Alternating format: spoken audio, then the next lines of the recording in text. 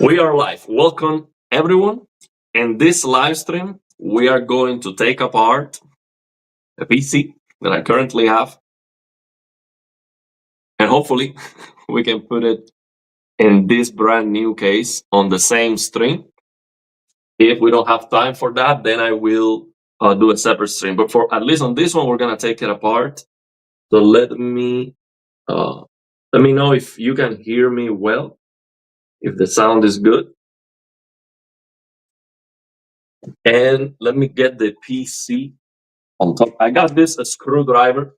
I'm gonna need these long screwdrivers because the big fan that I have on my PC, it makes it almost impossible to take the motherboard out. So this is gonna be very useful, I believe. Let me see. Let me get the audio. I have some audio. So I have another camera here at the top, which I'm gonna be using for a top view. Let me add this to the stage. I'm gonna be using these so you can see better. And let me get the audio of this camera lower. I don't hear it. Oh, why? So it is.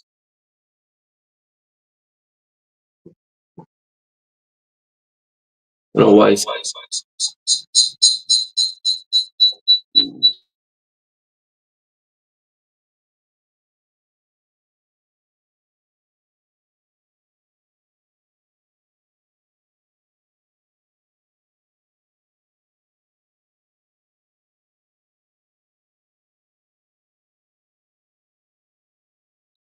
Let me figure this out.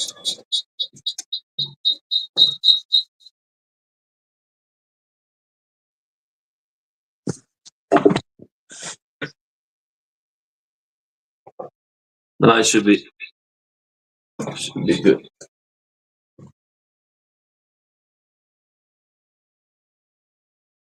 Let's see now.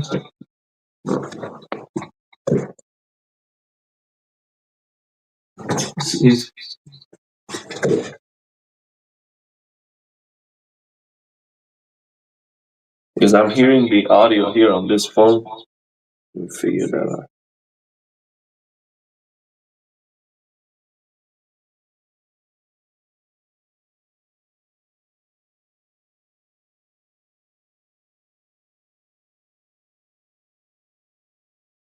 Okay, let's see now. Yeah, that's fixed. So that is fixed. Should be good now. Let's go. So this is gonna be the top view camera. Let's go. So welcome everyone. Someone is asking, well, why? Let me get this camera right.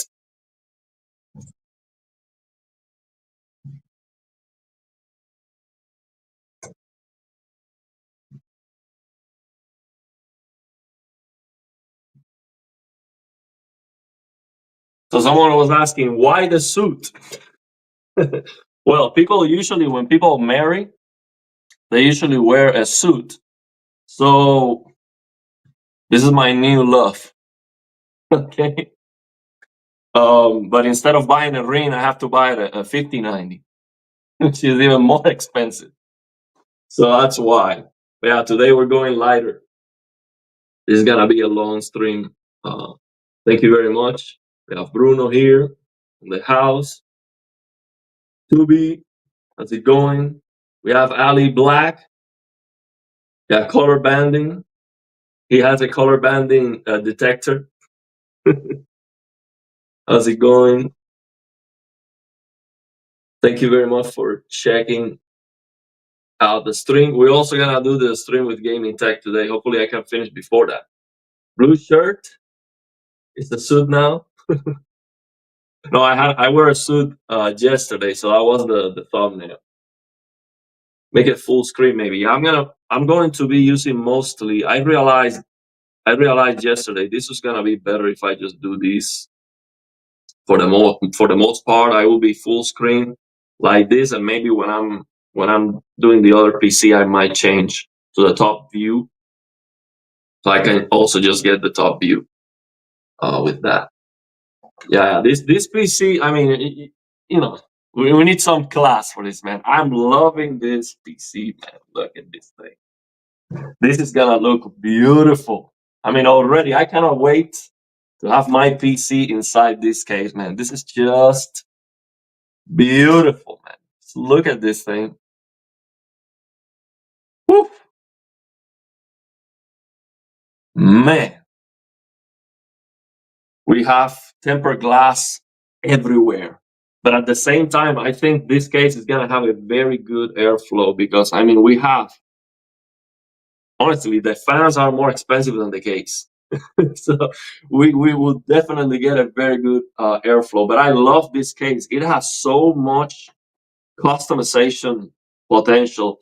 I mean, this is what I love about doing this. See, I'm not hurry. I'm enjoying the process. And yesterday, before going to sleep, I was thinking, should I change the fans this way or the other way? I think the setup that we have here with the fans is very interesting.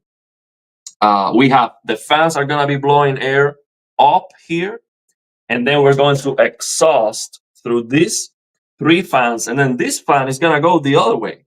So we have air coming in and out through these three fans.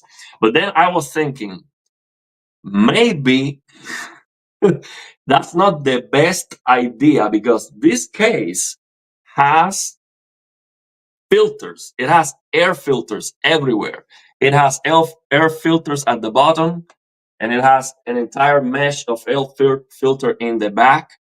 And the only spot where we don't have an air filter is from here. So if I'm pushing air this way, maybe I'm going to get more dust into the system. But that is something that I might have to test, and it might not happen. Or if it happens, maybe it's not a big deal. And I think this configuration makes sense for now. Once we get an AIO, maybe we get a 5090 liquid cool. A liquid cool 5090 would be awesome for this case. So if we get that, maybe I will put that right here instead and then change these fans to the top. And then we change the airflow. This will go this way. So, there's so many different options and customization potential in this case. It's just amazing. So I really love these. We also have a camera here for the PC, so I might use that. Yeah, this case is a monster, man. I love this thing. It's one of those things that myself, I was always, trying to save the money with the case, but it would be nice to have these, okay? And honestly, the fans are not cheap, but the case is not very expensive. The fans are more expensive than the case. This case is like $120. Each of these three fans is $120. So each of these fans is like $40. So if you think about it, the case is cheaper. And there's a version of this case actually that comes with 4 fans. So I think that's what I would get. Of course, thank you very much, MSI. They sent me 7 of these fans, but I think this is luxury. Okay, these fans are luxury for the case. So it's gonna be amazing, but it's not cheap. It's not a cheap setup. This, yeah, we need to dress up for this one. Yeah, it's gonna be 12-hour stream the whole day. But I hope I can take it apart a lot easier because I mean, taking apart is a lot easier than building, right? So I already did it too, so I know where the screws are and all that stuff. So I'm gonna be needing this very long screwdriver. I got it at a discount store. This was like $179 each. So I might only need this one, which has the Phillips at the top. So let me bring my PC right here. PC requires class, man. Yeah. PC build, you need some class for it. The Office Plasma TV Gaming Edition. Let's go. Man, I'm loving this case, I have to tell you. This and someone shared the white. This case has a white version. That if you get some white components, I mean, even if with black components on the inside, it's gonna be great. But if you get an all white build, it's just, I mean, it's to show all your friends. I mean, it's just fantastic. Wondering who would win in a fight, this or my Corsair 5000D. I mean, I don't know that one, but I'm sure it's beautiful. I mean, all these cases are beautiful. The thing is, I saved the money with a $30 case, and my PC is great. But then I go to a store and I see those beautiful, tempered glass cases, even with a lower end GPU and PC, and I'm like, yeah, my PC is better, but that looks better. So it's like, definitely to put a 5090 inside a $30 case, I was gonna do it, but man, I was not gonna feel. I was not gonna feel good about it. $3,000 GPU inside a $30 case. Okay, that was gonna hurt. Well, thank you for being here. First time you catch me live. Yeah, I live stream at any time. Spreading the love. That case looks amazing, man. I love it. Congratulations on your new case. Thank you very much. Yeah, the options, the amount of options, it's just absolutely insane. Out of the subject, I suggest making a Discord to the channel so followers can maybe communicate better and share ideas. I'm going to think about it. A lot of people are asking me about it. Nice case, man. You're looking more and more prepared for that 5090 now. Now we're ready. We're going to be ready. Like, we're going to migrate the whole PC here, and it's going to be 5090 ready. We got the new power supply, too. So the power, it's not going to be a problem. So it's going to be just ready for the 5090. That's the goal, to get the PC command center ready for the 5090. Why do you have 4 fans blowing out? Well, actually, we would have 3 fans blowing out. So these 3 fans here, are gonna be blowing out. We have these 3 fans blowing in and 1 blowing in, and we're going to reverse the CPU cooler fans also to blow air in this direction. So let's see how that works, and I can test the temperatures. Yeah, I can test the temperatures, and then I might reverse it. So then I might reverse it and then have these pulling this way, these ones also pulling up, and then exhaust. But I was thinking to have 6 fans pulling air in and only 1 pulling air out. I don't think that's the best setup. Honestly, I think the best setup for airflow on this case right now is gonna be 3 fans here at the bottom and 3 fans at the top, and the top fans are just exhausting. So these 3 at the bottom, air in, 3 at the top, exhausting, and this one exhausting. That might be a better setup, but I want to see these fans vertically because they're gonna look beautiful. And I might get an AIO anyway. Actually, MSI asked me about the AIO, and I said, let's wait until I get the 9800X3D. And then I asked MSI if they had the Project Zero motherboard for the 9800X3D, which is basically a motherboard that has the ports in the back. And they told me not yet.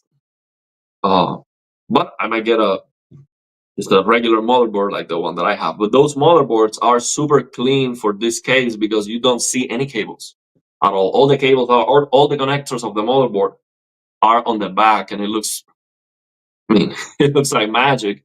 You look at the PC and you're like, where are the cables here?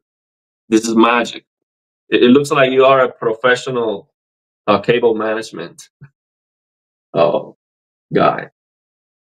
It's got 4 in, 3 out right now. Yeah, we're gonna have 4 in, 3 out. Usually, you want a positive air pressure in the case you don't get dust build up. So positive air pressure. I think that's what we have going on, right? Negative would be all the fans out. But yeah, the only concern that I have with this setup is that we're gonna be blowing air in. And this is the only place in the entire case that doesn't have an air filter, a dust filter. For obvious reasons, I think everyone exhausts from here. But we're changing it, and let's see how that works. Yeah, we're live right now. So let me accommodate this and bring my PC over the table. So I might have to, I don't want to get this out of the way because I want to look at it for inspiration. I want to look at it for inspiration, bro.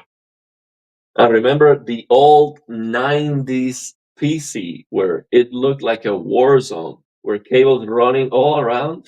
And I saw every surface mounted component and all PCB that was charming. Different times. I never lived those times though. I don't remember how it was.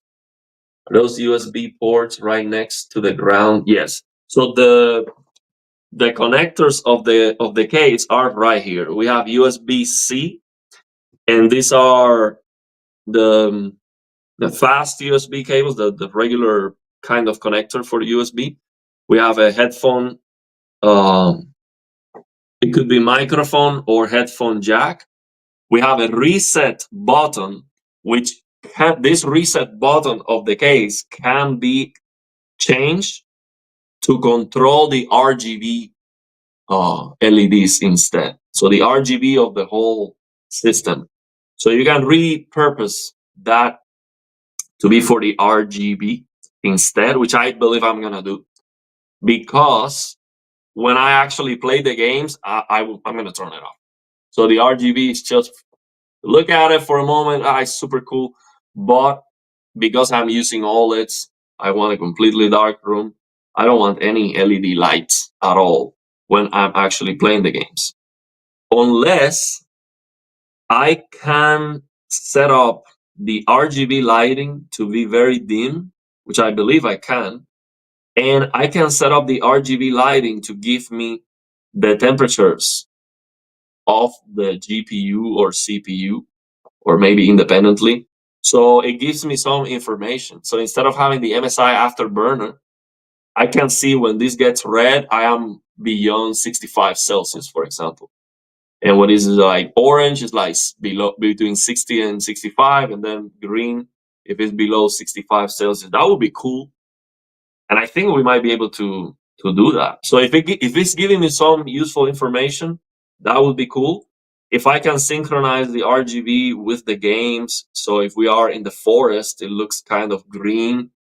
If we are in a beach, it looks kind of blue, or blue sky, or something like that. There are some games that have something like that. Like for example, High on Life, which I share, has something like that going on.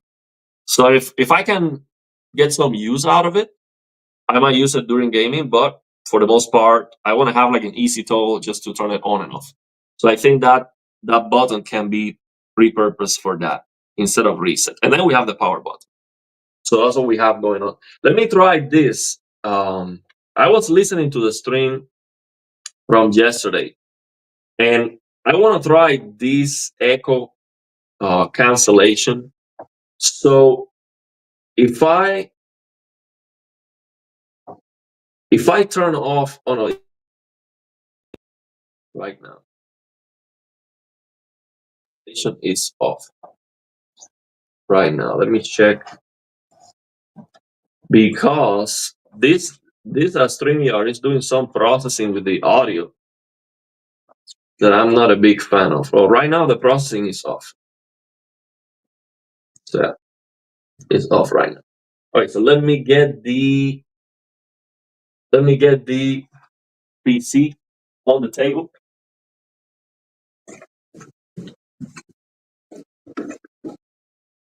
This is my PC right now.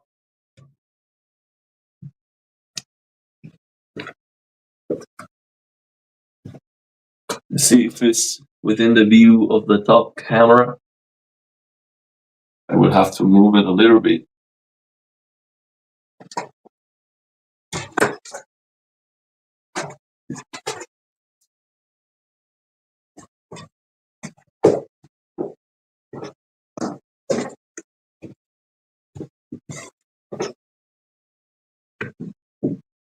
That's good. So I could change, when I'm doing this, I could change to this one. Now the thing is, let me see how that looks.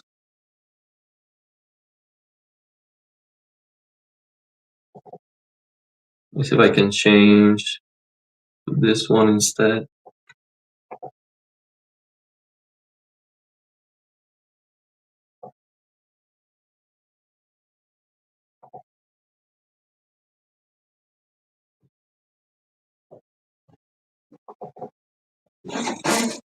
I'm trying to, well, I'm figuring that out. Let me read some of your comments. So use the top view and see that looks better. Oh, we got a lot of comments. Thank you very much for checking out the stream. So Zach is saying, I recommend the vertical GPU mount. This case has the vertical GPU mount. Now, the thing is, when I get the 5090, one of the things that I really want to try is the dual GPU setup for lossless scaling. I can use the 3080 for physics 32 because the 5090 it cannot do it. And I can use the second GPU for lossless scaling. Now, the thing is, on my motherboard, that's not going to work well because when I use both PCIe Express ports, the main one goes down to 8x instead of 16, and the performance gets greatly reduced, and even with the 3080. And I know that because I tried a 1050 Ti as a second GPU for physics, and I was getting worse performance because the main GPU was not performing as well. So I would need to wait after the 5090 to get another CPU, the 9800X3D, which is my plan right now, and a motherboard with PCI Express 5 that I can use both PCI Express, and then it goes down to like PCI Express 4, but still 16 lanes. So it performs as good because there's no difference. The 5090, if you put a PCI Express 5 or 4, the difference is like 1 or 2 frames. It's insignificant. But now the thing is, the 5090s are so big that I might not be able to do the dual GPU setup unless I get a 5090 that is liquid cooled or I get the Founders Edition. The thing is, right now you have to buy whichever 5090 is available. I cannot be, picking whichever is available. But really, what I would like with this case is to get a 5090 that is liquid cooled. MSI has one that performs very well. Gigabyte, Asus, they all have a liquid cooled 5090. And actually, they are not the most expensive ones, and they perform very well. So I think that's going to make a lot of sense because we get a very small 5090 that's not going to stress the motherboard, and we get the second GPU, this 3080, which is going to be big. So I like it. That's what I'm thinking right now. So yeah, that's That's very exciting to me. 2 GPUs. It's not a big loss. So what are you talking about?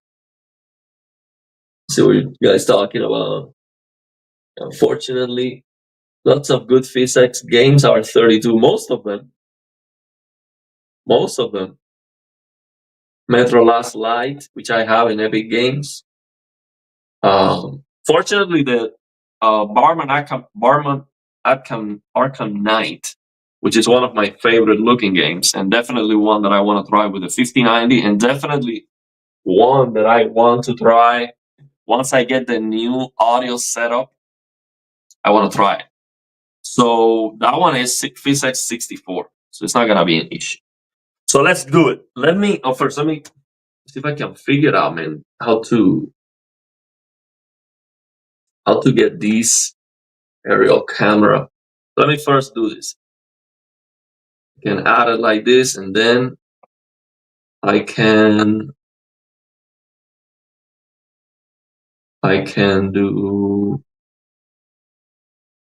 maybe trying to figure out how to have just one. The thing is that aerial camera is too far away. So I think I'm better off getting this one closer than to use the aerial camera.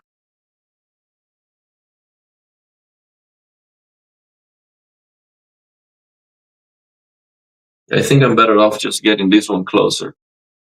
Let me try that.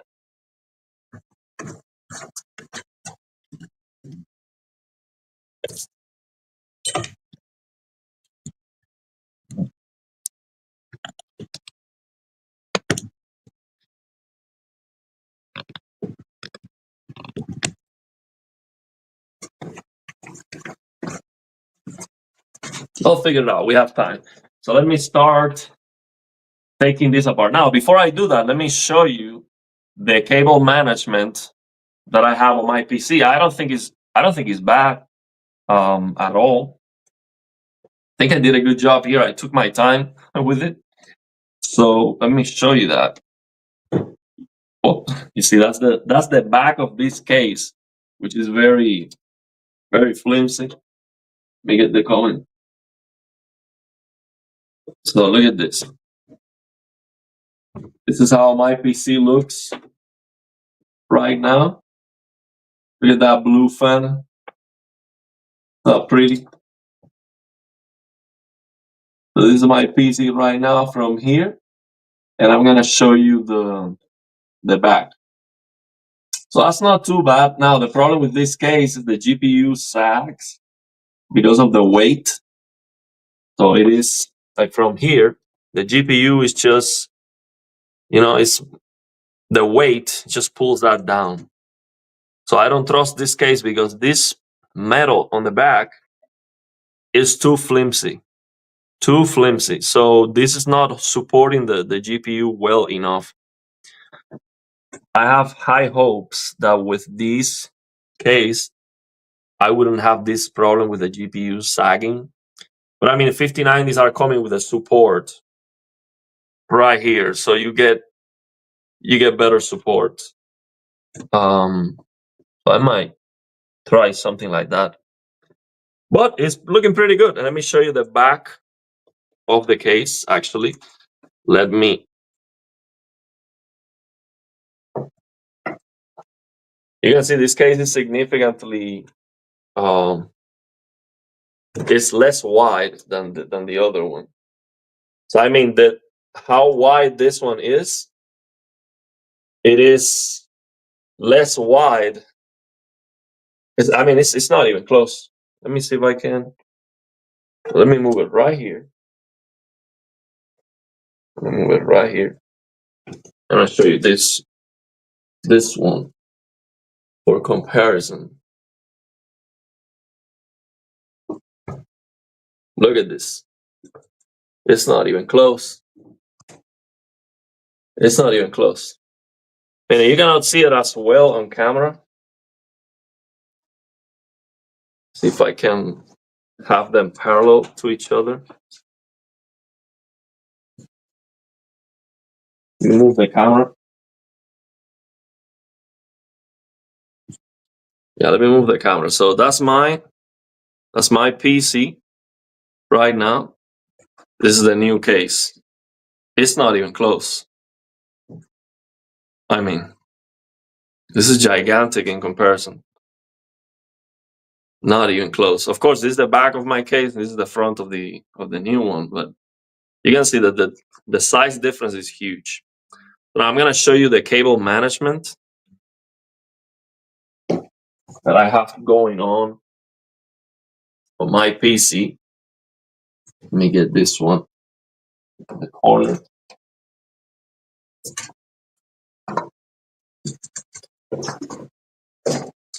Let me show you that cable management, which I actually try. I try my best on this one.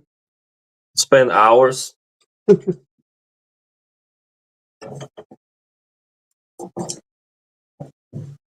So for this one, I have to take this screws out.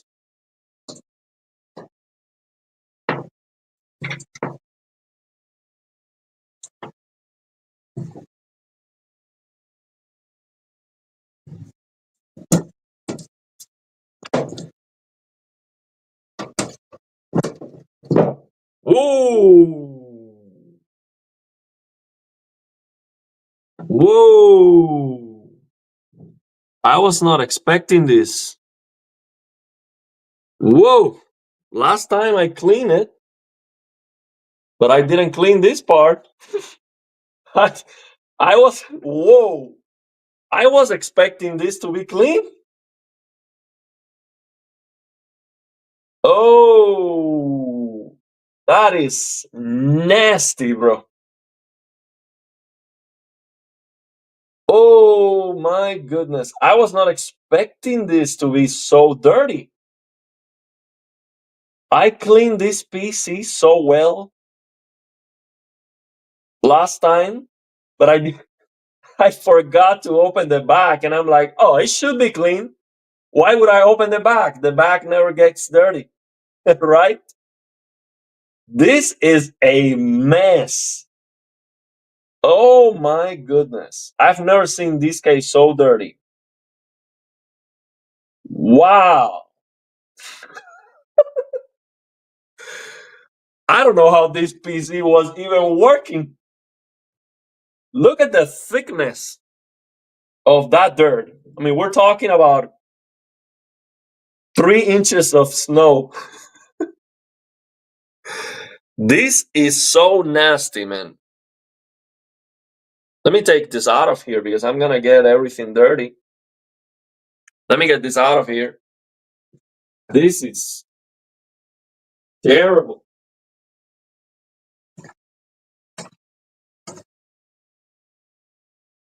Yeah, I have to clean that ASAP. So, well, the rest doesn't look that bad, but yeah, that's terrible. That's why this case, this new case has, look at the back of this new case. The new case has mesh filters everywhere. So you can clean this. This is the back of the case. It has a mesh filter. So it has that at the bottom and on the side panel. And it's removable, very easy to remove and clean. Actually, let me show you. So this is the side panel and the inside. So for the other side is the inside that I show you. So yeah, that is much better for cleaning. Now, aside from that, man, I'm gonna have to clean this before I have spiders living inside here. This is nasty. Look at where the power supply is.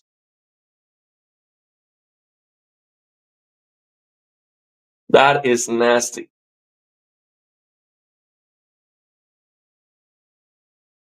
I honestly, I could have never imagined it was so bad. Actually, this is so dirty. Let me get my new case out of here. My new case thinks that's appalling. So yeah, my new case doesn't want to be here anymore. Let me take it out. Sorry, I put you through this.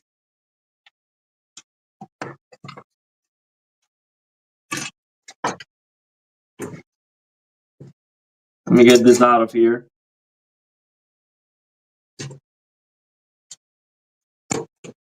Yeah, sorry.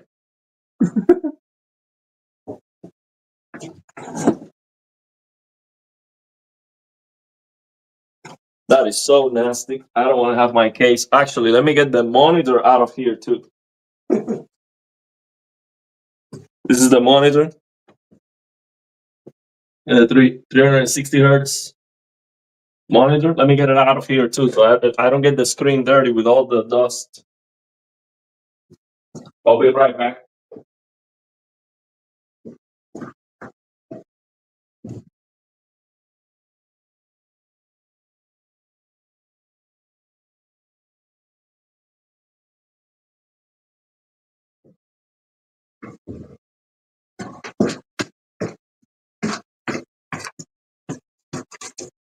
Yeah, that is nasty.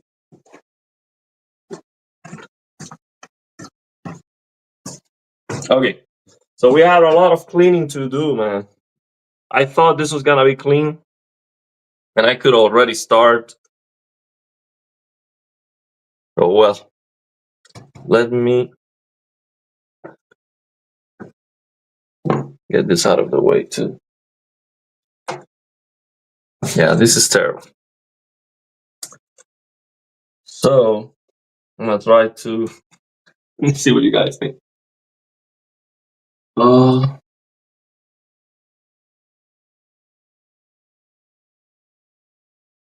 Okay, let's see what we got here.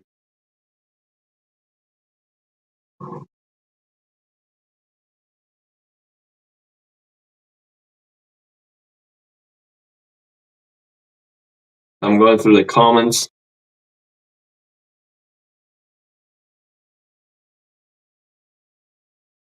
So we'll need to buy a 3050 or PhysX on the 50 series.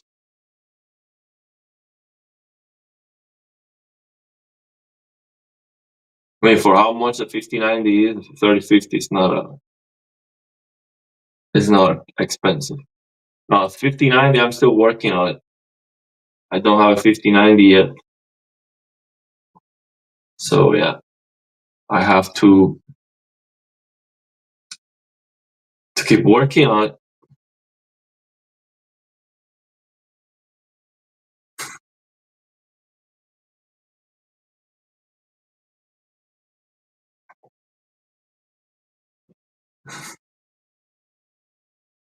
I don't know why that was so dirty. Let me show you.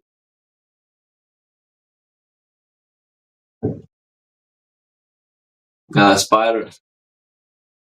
There was a spider living in here for sure. There was definitely a spider living in here.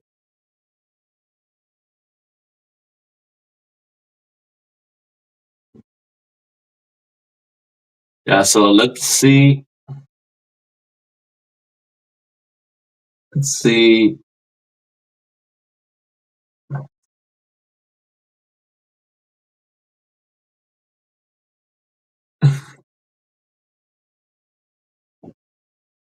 Okay, so let's go. Let's keep going. Let me try to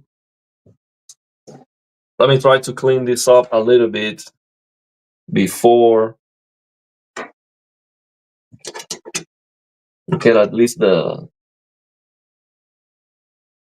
So I mean, what this teaches me is that if you're gonna clean your case, open the back. The back might need to be cleaned too. because I spent like 6 hours, very carefully cleaning the case on that live stream. And I didn't even open the back. I thought it was gonna be perfect.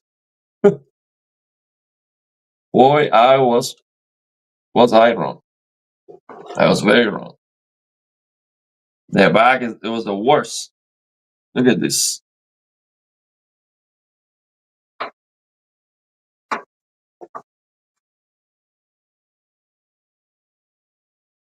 I'm just trying to remove the big spider webs.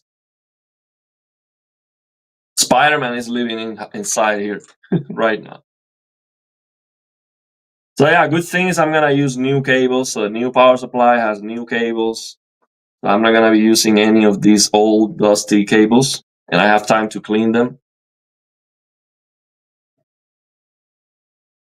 What is that?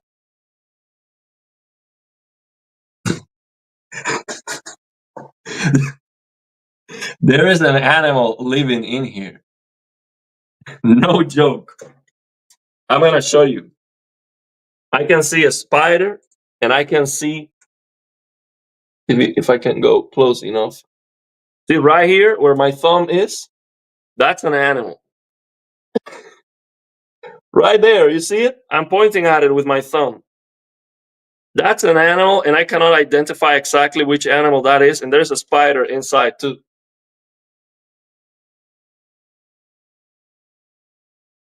That is nasty, man. Let me get some. I need some cleaning material, man. This is so nasty. Let me get a brush or something.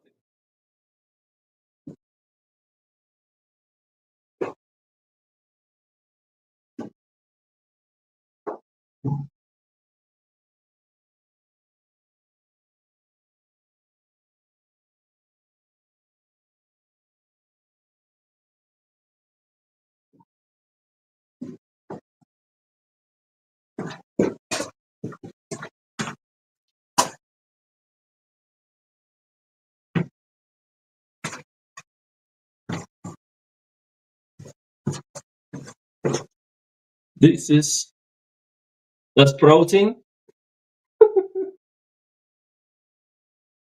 Man, let me tell you, I've never seen anything like this on my case ever. Like, I usually keep the case clean, but the thing is, I had to move.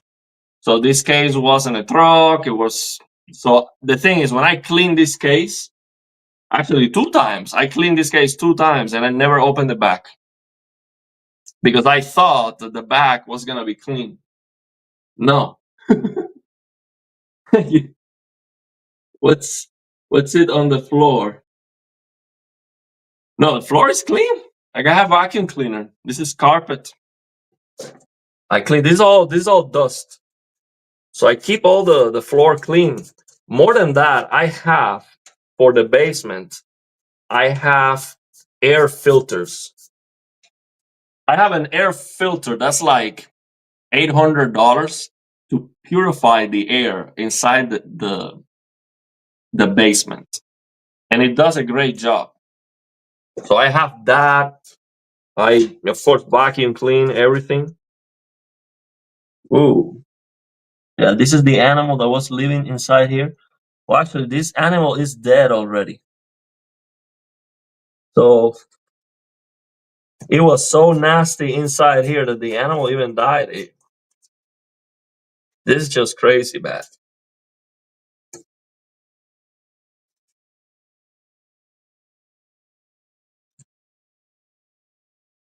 I don't know if I want to remove all because I don't want to get dirty. The motherboard and everything else is clean. I think it might be better to just remove all the cables and everything, because I'm not going to be using those cables anyway, and I'm not going to be using the case. So I can clean the case after I remove all the components. So let me just get this.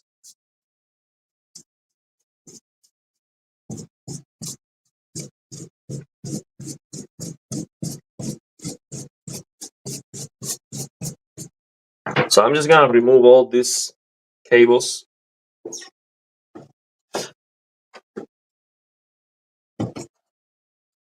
Okay, but you can see the cable management was not too bad. I have zip ties here. Yeah, zip ties here, going all the way down here. It's not too bad. And I have a bunch of hard drives. So let me get started removing these things. It should not take too long. And removing. So I'm gonna take this drive out. Oops. So this drive. Take this drive out. Put it in a safe place. I think I can do this pretty fast. Removing all the components from the case shouldn't be that difficult, as I did this myself. It took me a long time.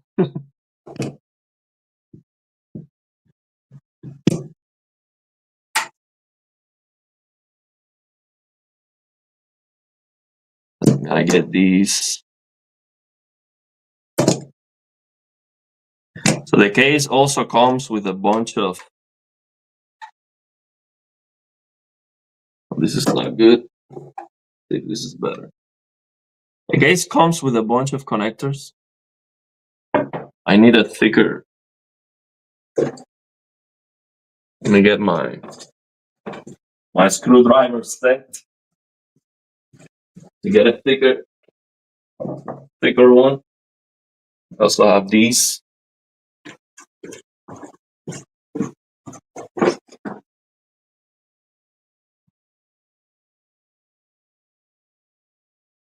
Yeah, the PC was living on the floor. The PC was living on the floor. Rob is going to the PC or using her. I have a bunch of toothbrush for that. An HDD. Yeah, I have some HDDs for storage purposes. Of course, they are not the main drives, but I have a lot of storage. So HDDs are cheaper. Actually, I was thinking on getting a huge HDD drive. Let's see if this works. Oh, this doesn't work. This is one of those screws that are a little bit problematic. Okay, this should work because they are old and they are kind of.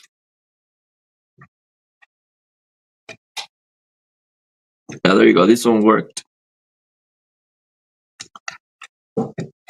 We got this out of the way. Let me put back the screws so I don't lose them. So yeah, I want to get a big HDD, like 10, 20 terabytes. I don't know how big I can get those today. A huge one to store a bunch of stuff, and then just use the SSDs for the games, to install the games. Of course, I don't play any games from these old mechanical drives because you get a lot of stuttering. It takes longer to load, and just the performance is just not acceptable with these.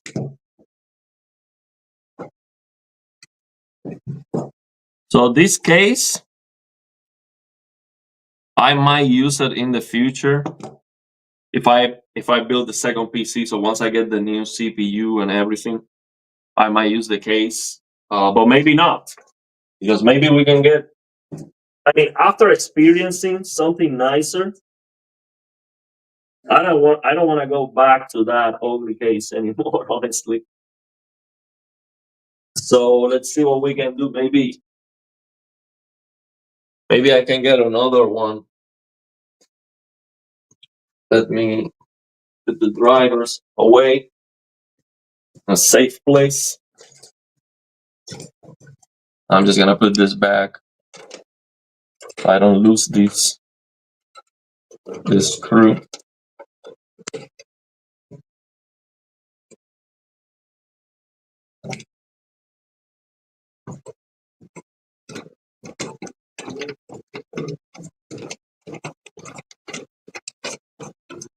That's good. So I'm going to cut this zip ties.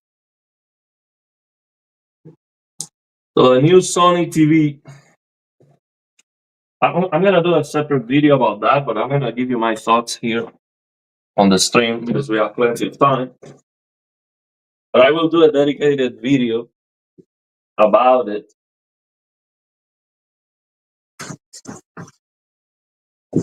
So this is what I believe happened with the new Sony TV. Okay, I think Sony is waiting, and they always announce their TVs later, and they come out with their TVs way later. And I don't think that's even like, imagine Sony comes out with their TVs so late that they are close to the next generation of TVs from the rest of the companies. So how can you consider that a win? You know, in any case.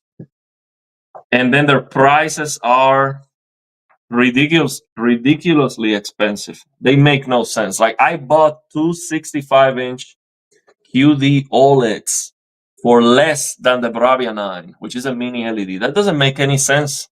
That Bravia 9 for that price is absolute trash, absolute garbage, in my opinion. It's just the price is wrong. That's the problem.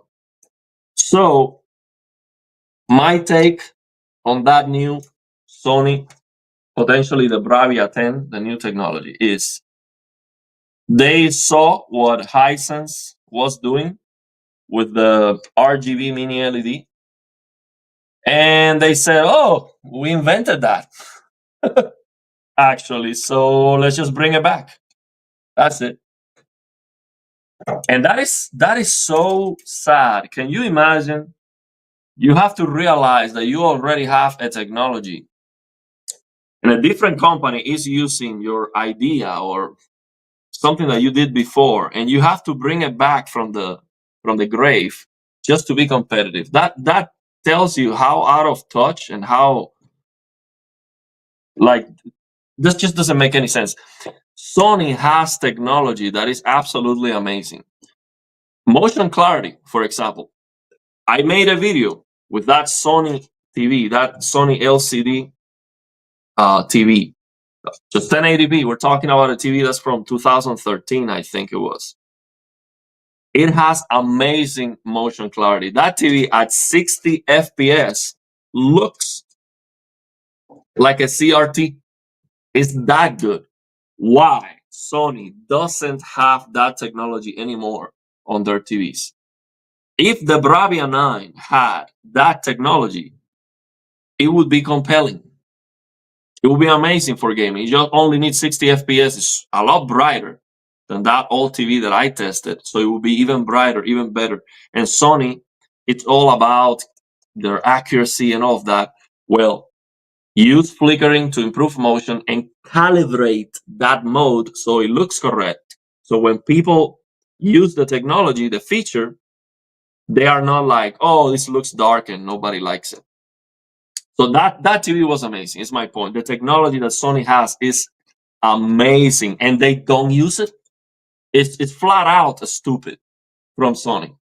Flat out stupid. Their prices make no sense. They proud themselves of accuracy, and then they dim the TV, and they don't give you the option to turn off the dimming like the rest of the brands, like LG and Samsung, where you can turn off ASBL, the dimming to protect. Sony doesn't let you do that. So it's just nonsense after nonsense. So now, that being said, I think it is a great move for the market that Sony targets, which is the video enthusiast market, not the gaming market. That TV is not for gaming because of the input lag. That TV for gaming is not going to look the same because there's a lot of processing necessary for to achieve the backlight control with that new RGB mini LED backlight. So I think that's not a TV for gaming, but it is a great move for just to watch videos and all that. Now the problem is Sony is all about accuracy. The videos and the most of the video content that we have today, it's not bright enough to take advantage. You see this this flimsy filter that this case has. So the content that we have today is not bright enough to take advantage of a TV that's so bright, 4,000 nits, and Sony wants to make it accurate. So even Sony on their marketing was using an Aladdin movie that was like 300 nits HDR master, and it was 300 nits of brightness, and they have to juice up the colors and the brightness just to show off their TV because the content is garbage. So it makes no sense when it comes to their target audience, which is accuracy and enthusiasts, to have an accurate TV and not having the content to show it off. So my point is, gaming is the only way to fully enjoy the full brightness, power, and color of these TVs. Because for gaming, you can always get the maximum brightness and the maximum color saturation all the time on every single game, especially on the PC. Because if the game doesn't have that, then you can just stop the game or change it using reshade or other mods. But you don't have that for movies. So then that TV is not for gaming. So who is that TV for? It makes no sense, honestly. So they are coming late to the party with a TV that is for no one, in my opinion. And then they are not better than Hisense, because Hisense can go up to 10,000 nits, and they are advertising a color gamut that's actually superior to the Sony TV. So it's just not compelling enough. They need to improve their gaming features a lot, and they need to lower the price significantly. They need to cut their prices in half, is my opinion. So yeah, that is some of my thoughts on that. And Sony had the best picture quality for gaming as well for many years because of accurate colors, while other brands had overblown trash settings with contrast enhancers and cold color temperature.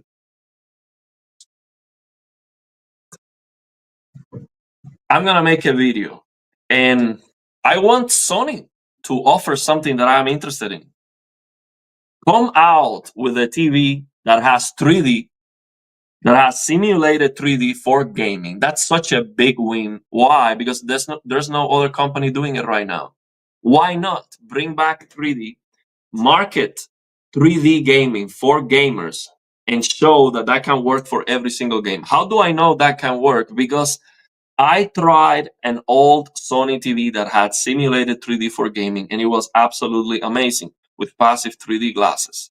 And that was a 1080p TV that when you turn off that passive 3D, the resolution goes down in half. And it was still amazing. Absolutely fantastic experience. So come out with a TV that has that feature, that has the motion clarity feature that you already have. It's a no-brainer. And you can market that TV for gamers. Now, try as good as you can to offer the same picture quality for game mode, to offer a low input lag for gaming, and gamers will like your TV and will want to buy your TV. And I will be looking forward to it. But they don't do that. They just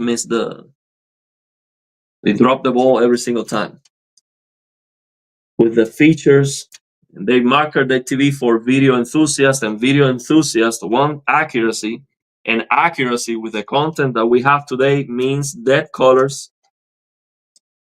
So it makes no sense. Why would you have a 4,000 nits TV and play Aladdin with accurate HDR and be 300 nits? That just makes no sense. Even Sony knows that makes no sense. So they have to juice up the colors and the brightness just to show off the TV, because the content is garbage. The video content is garbage. It is low FPS. So it doesn't take advantage of the refresh rate of these TVs at all. So you have low FPS content that is graded on HDR very conservatively, has no HDR colors, no HDR brightness, and then you want accuracy. It's just absolute nonsense. To get the best, you have to go gaming. You have to go PC gaming specifically. That's just the truth. That is just the truth. And so they need to understand that. So what do they have to do? They have to market their TVs for gamers. They have to improve the gaming features, and gamers will buy it. It's that simple. Gamers want all the tech, and they will pay for it. They have to understand that. So I'm trying to get these drives out first. I'll show you the drives that I have. So yeah, that's what I'm thinking about the Sony Bravia 10 right now. I have this drive. This is 2 terabytes. 2 terabytes as a HDD drive from Seagate. This is the one of the drives that I have with a bunch of information. Sony needs to be the best in every category to justify buying it, because they are the most expensive and they can't do it. Exactly. How can you justify being the most expensive if you are not the best? If you're lacking features, if you are dimming more than the competition, you have less settings, less HDR tone mapping. Look, one of the worst things with these Sony TVs is the HDR tone mapping. Now you might think, how do I know that? I've never tried a Sony TV. Well, Classy told me that. He didn't say that Sony is bad. He explained the tone mapping. So I am saying, well, that's bad. I asked Classy, how does the tone mapping works on the A95L? And he told me the target for the tone mapping is 4,000 nits, but if you set the games and the content to 4,000 nits, it looks blown out. So you actually have to set the content or the HDR calibration app on the PS5 or Xbox. You have to set it to like 1750, 1700, 1800 nits. Otherwise, it looks blown out. So if you get a Sony A95L, you get an Xbox, and you follow the HDR calibration app, and you increase the brightness until the logo disappears, you got it wrong, and the games look blown out. So how are you expecting people to know that? And that is just not good at all. That is not good at all. That HDR makes no sense. They need to have HGIG. HGIG is no tone mapping on the display other than tone mapping due to ABL. They don't have that. So they have the reference monitor. Sony knows what that means. Why they don't have an HGIG option on their display for HDR makes no sense. Makes absolutely no sense. So they are all about accuracy, and then, let me remove this. They're all about accuracy, and then they just drop the ball big time. So yeah, that's what I think about Sony. Samsung had this issue even worse. Samsung has a lot of issues, but which one are you talking about? The HDR tone mapping? The HDR tone mapping on Samsung is actually okay because they do have HDIG. Now you might have to tweak the HDR, the EOTF tracking, but you can. You go to the service menu on the Samsung TV and you can tweak the EOTF tracking of the TV. So HDIG, it looks better. Can you do that on the Sony? I don't believe so. So that's a problem. That's a problem. Based on the features that they have, they should be the cheapest brand, honestly. Not the cheapest, but they should definitely not be the most expensive brand. Not at all. So we got these. I'm getting these out.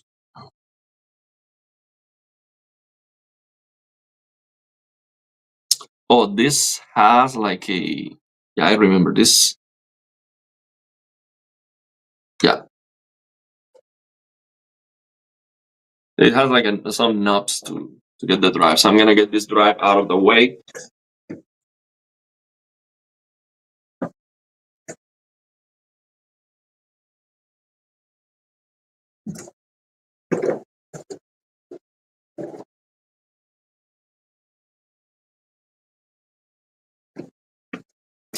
So yeah, man, I want Sony to do good. Every company to do good. I want competition. Competition is gonna give us better products, better, higher quality products, and that's just a win for everybody. They make more money, we get better, higher quality products. But I think they just don't make any sense. Let me get these. Get this out. The power out. Get the SATA out. So I have an SSD below. So I'm gonna show you the Frankenstein that I had to do. I have many drives here, as you can see. And I have two SSDs too on the motherboard. I'm gonna show you the Frankenstein that I have going on here.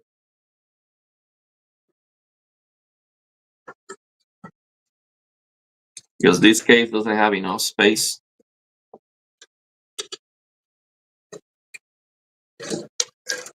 So look at this. Feels so wild to see you in Chef building a PC. So look at this Frankenstein that I have going on here. Look at this. Look at this. I have an SSD on the back. An SSD on the back. This is a 500. No, this is it 1 terabyte? No, I think this is 1 terabyte SSD or 500. I'm not sure. I don't remember. I think this might be 500 gigabytes SSD. Crucial. This was a cheap one. That's why I got it. And then I have, so this bay is actually designed to hold an SSD or a regular drive, but you're supposed to put it over here. So what I did was I put the drive here, and then on the back I used the screws to to screw the SSD, and because it is so thin, I could fit them both using the same. But of course, that's not ideal. So I think on this new case, we have plenty of space for the SSDs. Oh, I forgot to put the screws back on the drive, so I'm gonna do that so I don't lose them. Although this new case is coming with a lot of screws, so it probably has the screws for the drives, but just in case, I'm just gonna put them back on the drives so I have them available.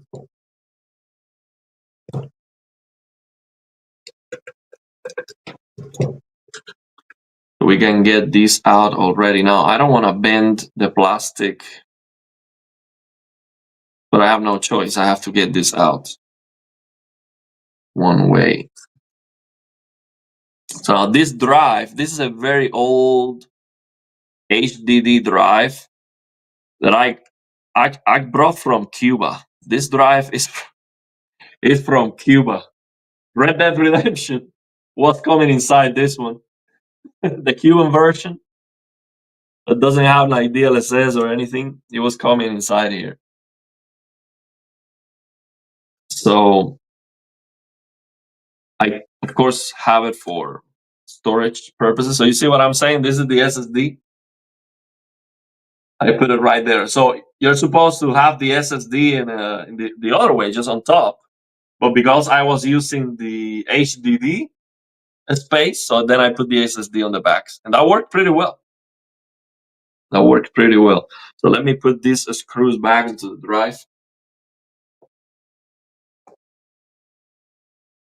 If you see side by side Sony against Sony against TV XY in nearly every scene, the Sony will have more depth or much better details. If LG or Samsung gets to this level, processing is the key.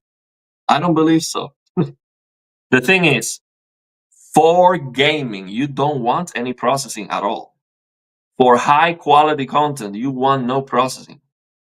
So the thing with Sony and the processing and all of that is completely irrelevant to me because I'm just not gonna use it. Processing will hurt the input lag, so it is never used for gaming. The only processing you can use on the Sony TV that you cannot use on other brands is the smooth gradation to reduce color banding. And the best thing you can do for that is just get a TV that has a better gradation of colors just natively, like getting a QD OLED, for example. A QD OLED has better gradation of colors natively.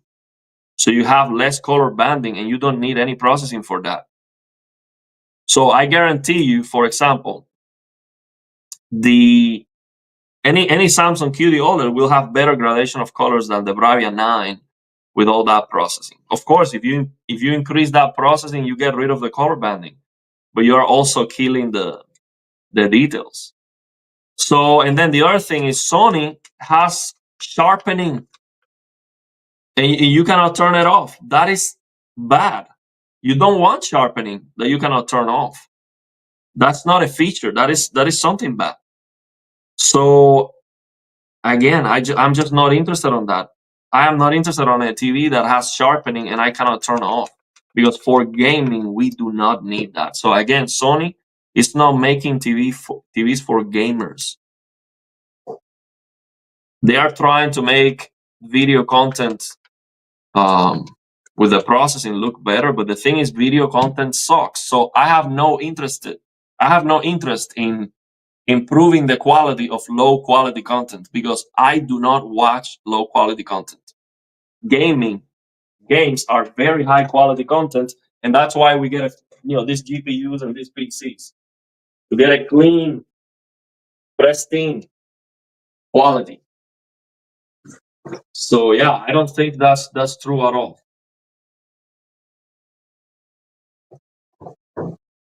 Crucial is a good brand for cheap SSDs. Yeah, this one was cheap. I use Real the Breed to stream Blu-ray movies uncompressed. I don't know what that is. But yeah, movies. At least the movies on Netflix, they look very bad. Very bad. Look at these screws. I mean, some of them are okay. Some of them are okay.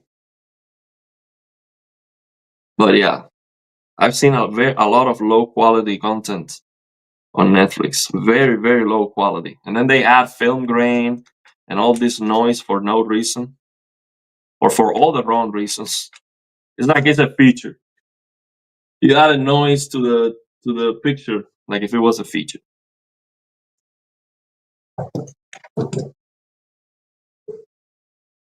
These drives are very dirty, so I'm gonna have to use some air. I have some air pressure cans that I'm gonna be using before I put this back into the new case. And I'm gonna have to clean this. I'm gonna have to clean this table before I start putting it back into the new case. So I think we're doing good here. Let me get this one out.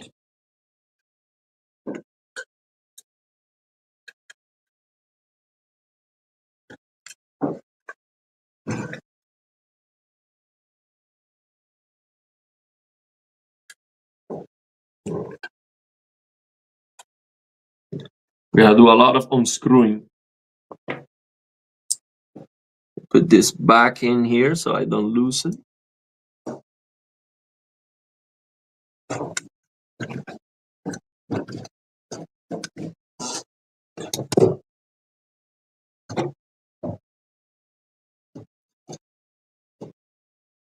Netflix 4K HDR Dolby Vision, and then you get a dark scene, and it's so bad. Yeah, I don't know, and they just don't. And I think the problem is not Netflix. Yes, you need a higher bit rate to get higher quality. I understand that, but I think the problem is the movie industry. The directors have absolutely no clue. The directors, the Hollywood directors, have absolutely no clue about motion, for example, and they have perpetuated this 24 FPS as if it is something to protect.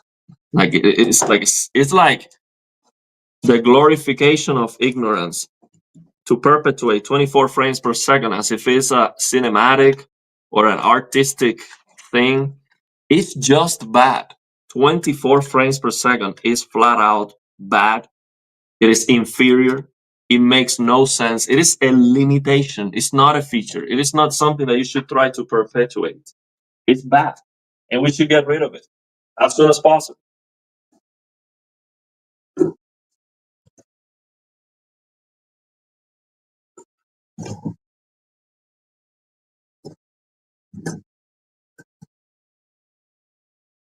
And I have spoken with two directors. They are not like Hollywood, superstars or anything, but directors that do documentaries and other stuff. And I asked them about the topic. Do you record at 24, 30 FPS? They have no clue. Absolutely no clue. They don't know anything about motion clarity. They have no idea whatsoever. No idea. That's why they keep doing that garbage. It's a culture of ignorance. Your frame gen, the stream. Yeah, for example, this stream is 1080p 30 because it's a limitation. I wish this was 8K 120, 200, whatever I could. It's a limitation of the platform, a limitation of the program I'm using for the stream. So I have to figure out a better program actually. But this is the program that works for the live streams with gaming tech. So we can both stream the to each channel. So that's why I have not. So we have to find an alternative that works to do that, and it works to get higher quality too at the same time.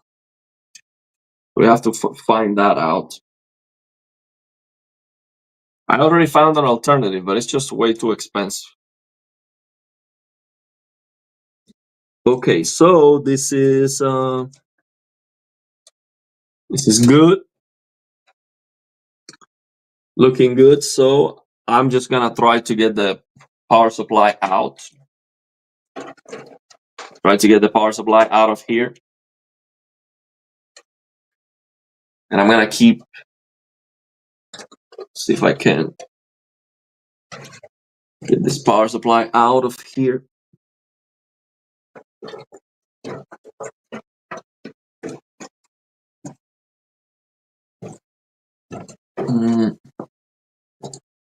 See if we can see that. Yeah.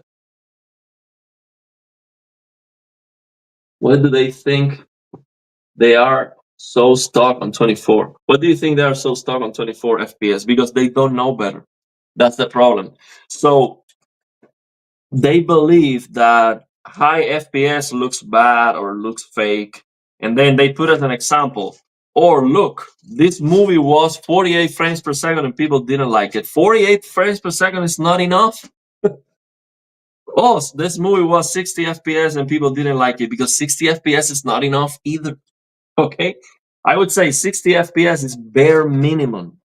And then the thing is, 60 FPS is actually acceptable with these TVs, because these TVs with 60 FPS content, they actually do a fairly good job in interpolating up to 120.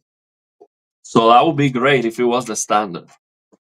And what they have to do is to change the whole thing. So if the actors look fake at 60 FPS, it's because they are. They have to improve. So that might sound like unfair or arrogant, but think about this. If you're trying to do a fighting scene and your actor is not a fighter, it looks fake because it is. You have to hire a UFC fighter, someone who actually knows how to fight. Okay? So if you do a fighting scene at 24 frames per second and the camera is moving left to right all the time, you cannot see anything. You cannot see the action. It looks bad. So looking bad and blurry is not a justification of quality. It's not better. So it's like saying, oh, we don't want high FPS because the actors look fake. So it's better to have a quality that is so low that you cannot even see what they're doing. That's their justification. Let's just keep 24 FPS because in that way people cannot notice that the actors actually don't know how to fight, and then it's gonna be less of a problem. So here's the thing: I don't want to unplug the cables from the power supply because I don't want to put the dust inside the ports that are being used right now. But then at the same time, it makes it more difficult to get the power supply out. So let me see, how can I do this? I think I can do it this way. I don't want to damage the power supply with this cheap case either. So this is gonna be so much easier on the new case. Okay, there you go. We got it. This is the way. Gonna get it out this way.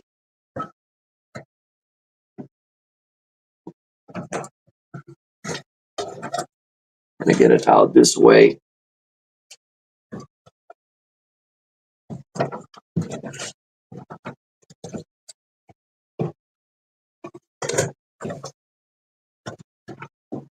There you go. That worked. So the power supply is out. And I'm going to unplug all the cables from the motherboard. See, I don't want to unplug these. I'm going to keep them, clean everything. But I'm going to do the cleaning later. I'm going to do the cleaning later because I want to see if I can get everything out to put it together on the new case. Now, this power supply is not bad at all. This is a Seasonic Focus Plus 750 watts power supply. And it can do 744 watts from the 12 volts rail. So that is good. That's what it says here. So that's good. So I think even the 5090 could work on this one, but I'm not going to risk it. I'm not going to risk it. The reason people don't like 48, 60 FPS is not because it isn't enough. It is because it becomes uncanny and ugly as opposed to the dream-like look movies are known for. It is a difference in taste. I don't agree. I don't believe that 24 FPS has any qualities in comparison with a higher frame rate. A higher frame rate is better. So again, it's like arguing that having less quality is better because you cannot see the defects. It's like me telling you, you know what? A plasma TV is better to play games than a 4K OLED because on the plasma TV, for example, you cannot notice when the games are blurry. For example, if I open Monster Hunter Wilds on my plasma TV, it's gonna look fine. And I might not have any issues with it. I can get 60 FPS for the most part, and I don't see the blurriness. So it's like me telling you that's better. The plasma is better than the OLED because I cannot see the defects. That's not it. That argument doesn't make any sense.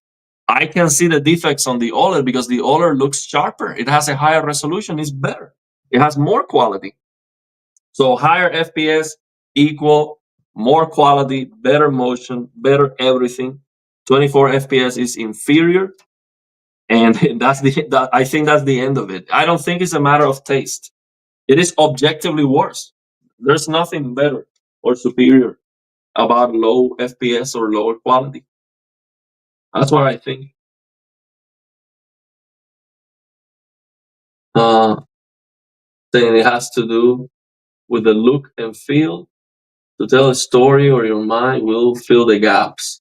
While with high frame rate movies, it is hyper realistic, more abstract, so you are less into it. I don't believe so.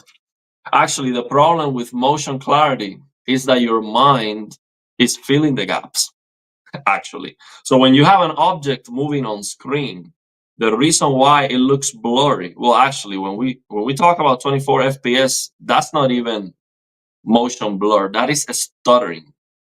So it is so bad that it's a stuttering. It's like this. So even if you lower the persistence, you cannot get good motion clarity at 24 FPS because it's a stuttering. So it's just bad, and there's no way to fix it unless you add more frames. But when it comes to motion blur, the reason why we see a motion blur is because we are eye tracking an object, and our mind is expecting the object to be right here, and it is not here. It's still. So basically, we're getting frames. So this is the object. We're getting this frame. We keep eye tracking with our eyes, and the object is still here. Instead of keeping, so if you eye track an object and it's refreshing all the time, it looks clear.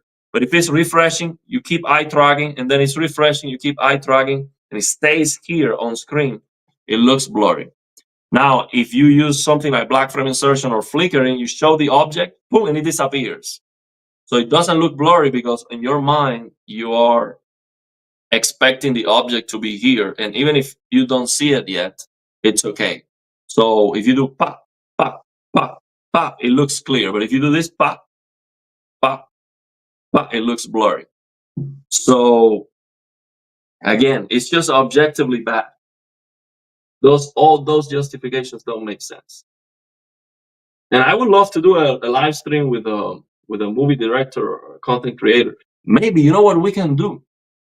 Maybe let's try to invite Jennifer Gala. She has a YouTube channel. Actually, she did a comment the other day in the G5 video. I think it would be great if we can have Jennifer Gala because she's a content creator, and on her channel, she has very high quality content. But of course, she does have some 24, 30 FPS content, and she has content with black bars, which I don't like either. So, because for obvious reasons, most of the displays we have, if you show content that is ultra wide, you're losing a screen real estate. So it's worse, okay, for the majority. So something that's worse for the majority, I don't think is a good idea. So I think it would be great if we can invite Jennifer Gala just to have a discussion about that. Yeah, these people are not into technical stuff.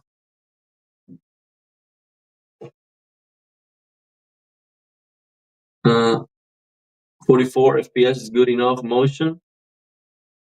Well, acceptable. That is because it was the norm for me in the 90s, or 170 FPS. I can't really tell the difference motion-wise.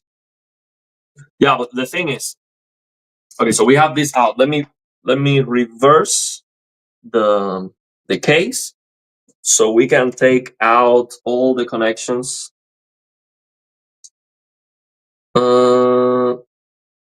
Actually, you know what? I'm gonna do this. Why not? I'm gonna remove all these connectors from the back of the power supply. These are very hard, actually. They've been there for years. There you go. We have 1, 2. Oh, it's not that difficult. 3. This is the 24 pin. This is the one that concerns me the most to take out of my motherboard.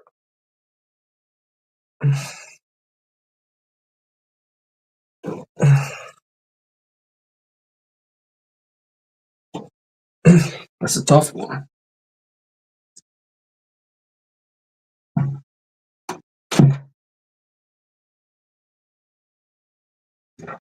Yeah. Whoa, that was a tough one. So this is my power supply. Let me get this out of the way to show you this.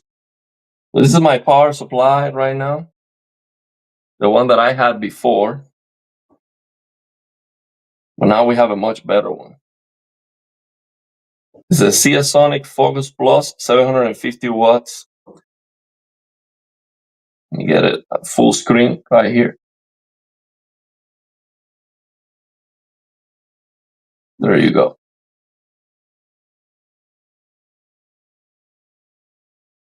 So we are going from this one, from 750 to 1,250 watts power supply, the MPG A1250 GS.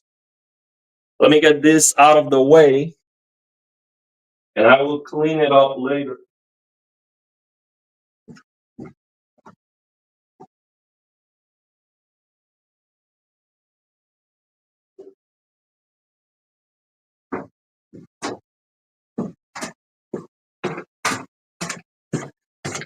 I'm gonna clean it up later. So this is, I'm gonna show you the new power supply.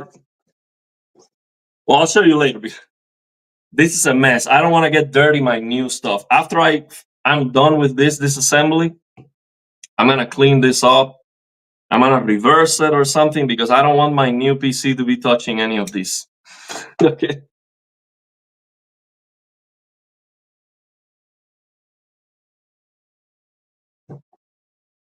Well, thank you very much.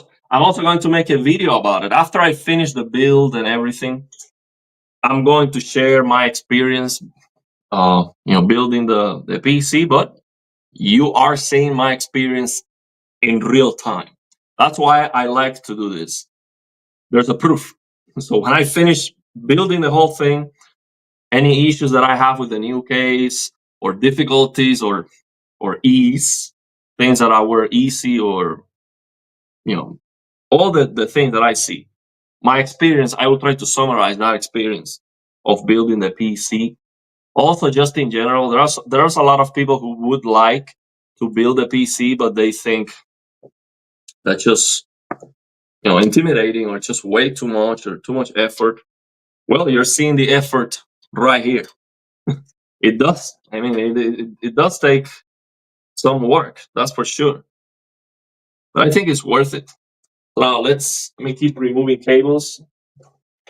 Oops, I dropped the phone that I had upstairs here, which we are not using right now, but we might use. So let me connect it.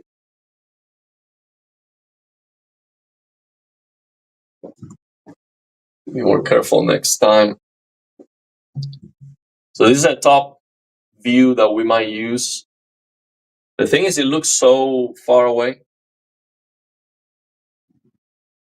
I thought, and I cannot zoom in. There you go. I'm gonna get all these cables out of the way.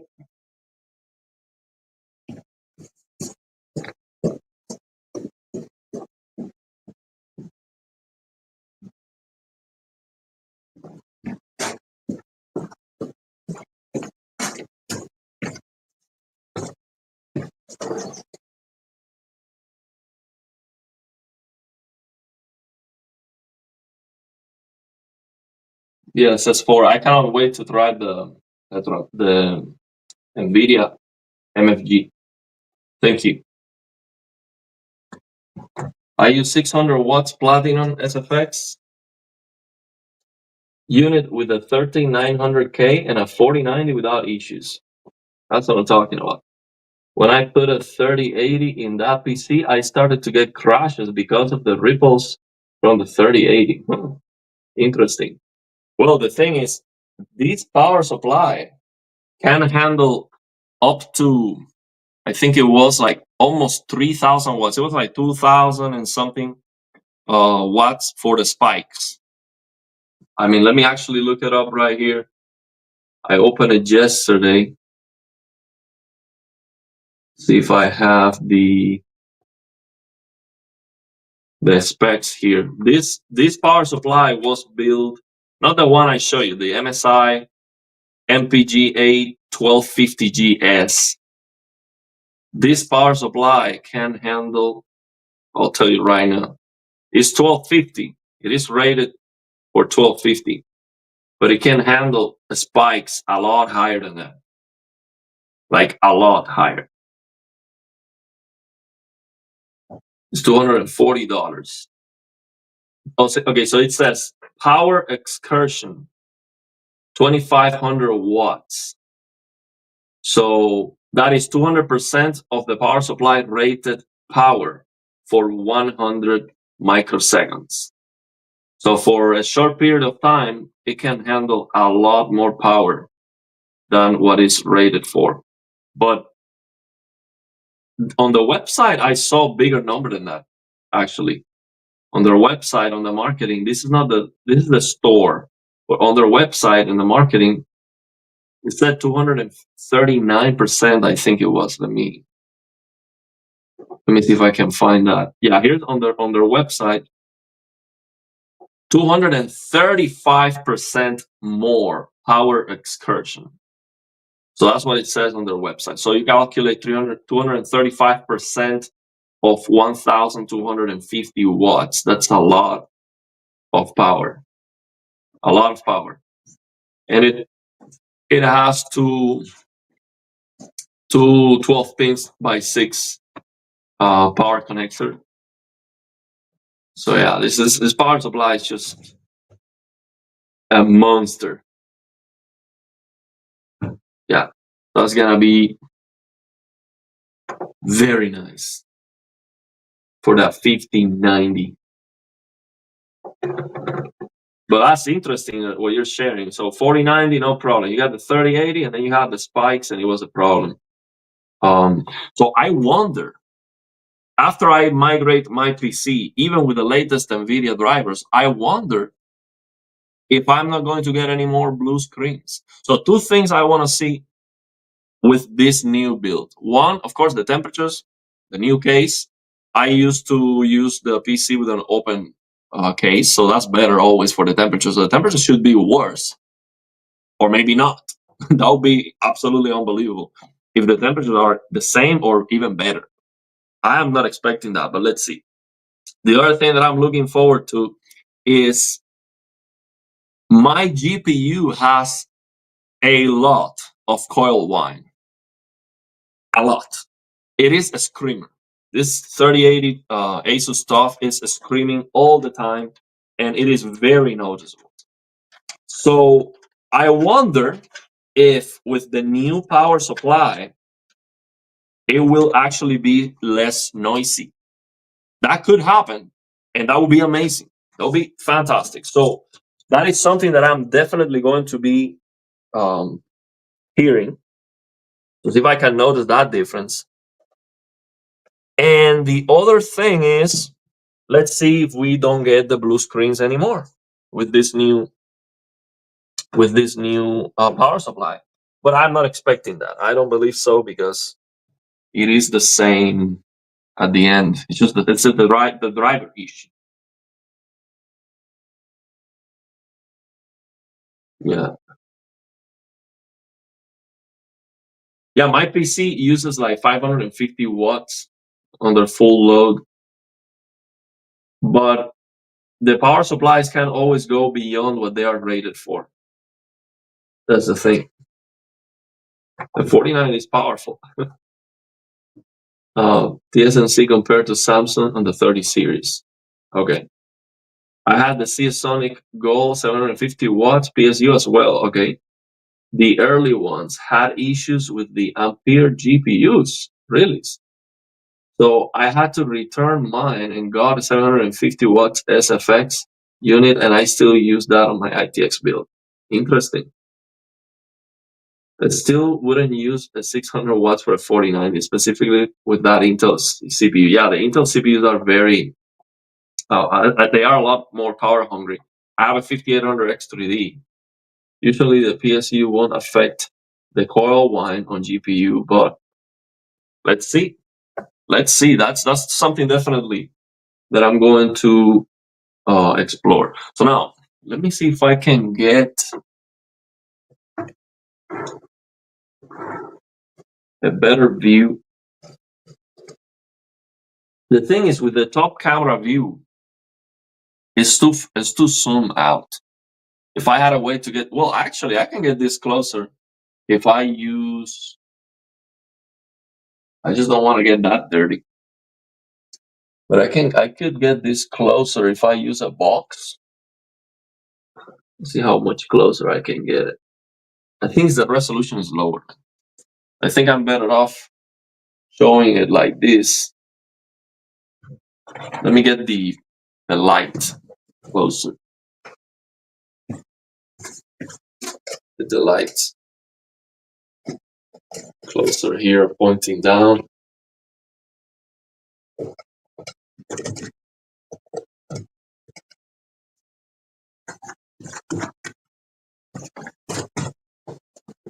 Thing is, this case is black, so it's difficult to see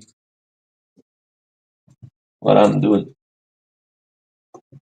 What I'm gonna be doing right now is trying to unplug everything. So I'm gonna start by taking out the GPU. That's an easy one. Just taking these out.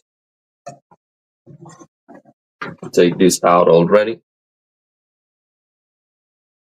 And we're gonna take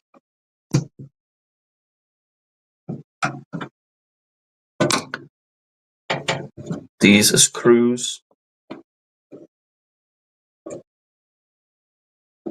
These two screws out. You see, these two screws are not even matching screws. This is like a flimsy metal. I mean, these screws are not well holding. You see, right after I remove the screws, look at this. Look how if you can see that. Look how the GPU is not aligned anymore. You see how the holes of the GPU brackets are not aligned with the case holes anymore as soon as I took the screws out. So the thing is, this is not holding the GPU well. That's why also I don't trust on having the GPU vertically. So now before I remove the GPU, I have to touch and I have to be careful with this because this is a pointy thing, and I don't want to damage the. Let me use this one instead. Yeah, this one is better for that. This one is better for that. I'm gonna use this long screwdriver.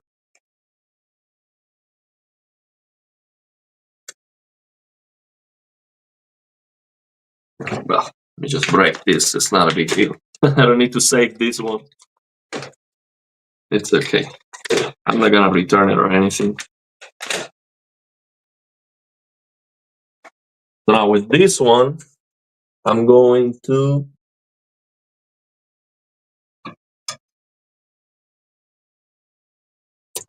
still, I don't want this to be,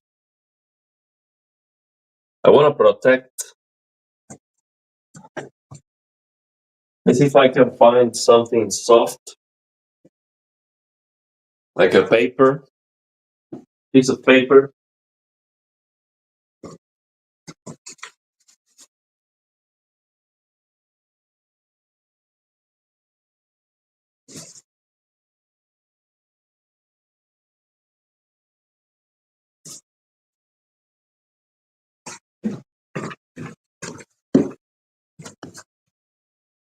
I got it.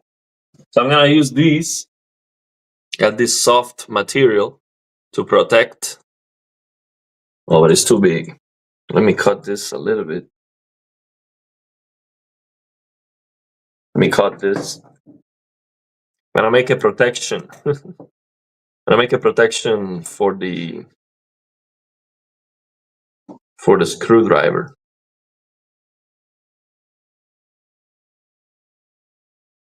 Like this. That's too thick. I just need a very small.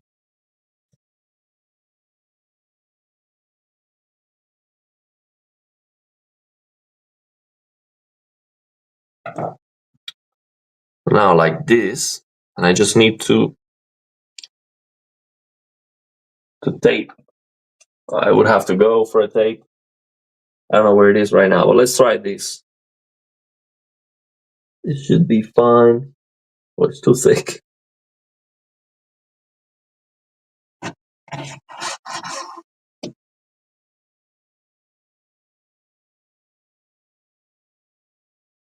That's bad because I cannot see.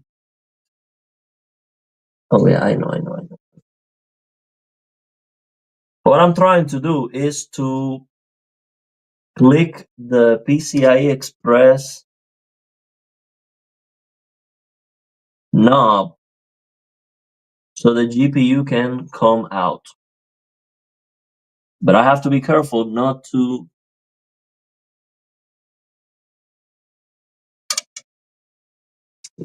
damage anything with a screwdriver.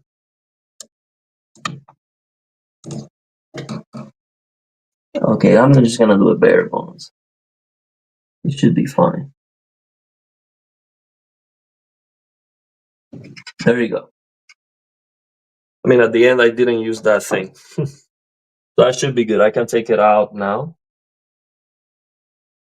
I'm gonna show you my GPU.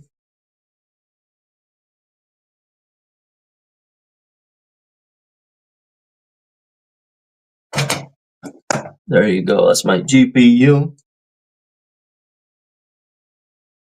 It's not very dirty because I cleaned it recently. That's my GPU. This is the 3080 12 gigabytes as Asus TUF. I really like how this GPU looks. It's all metal. All the front is this metal. It's metal everywhere.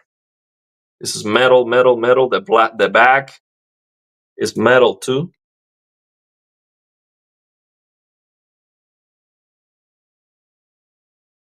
I love it.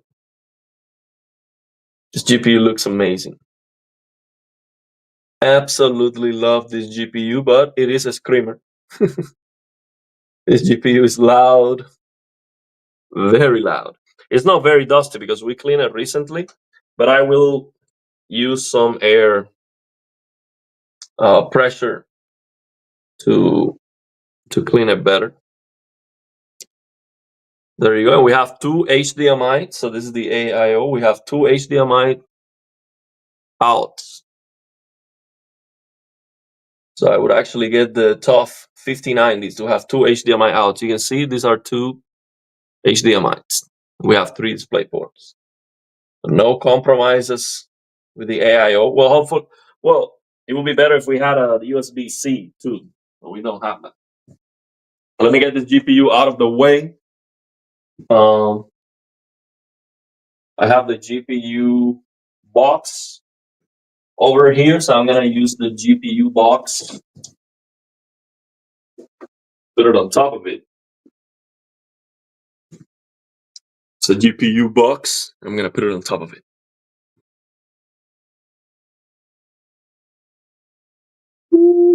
I love this GPU, man. It looks amazing. So I'm gonna put the GPU right here. Got it out of the way so it doesn't get dusty. Let me get out more stuff. Yeah, these tough cards are really, really beautiful. I like it. Best to finger. I broke my GPU latch using a screwdriver. The thing is that this cooler is so big, I cannot fit my finger between the GPU and the cooler. I don't have space.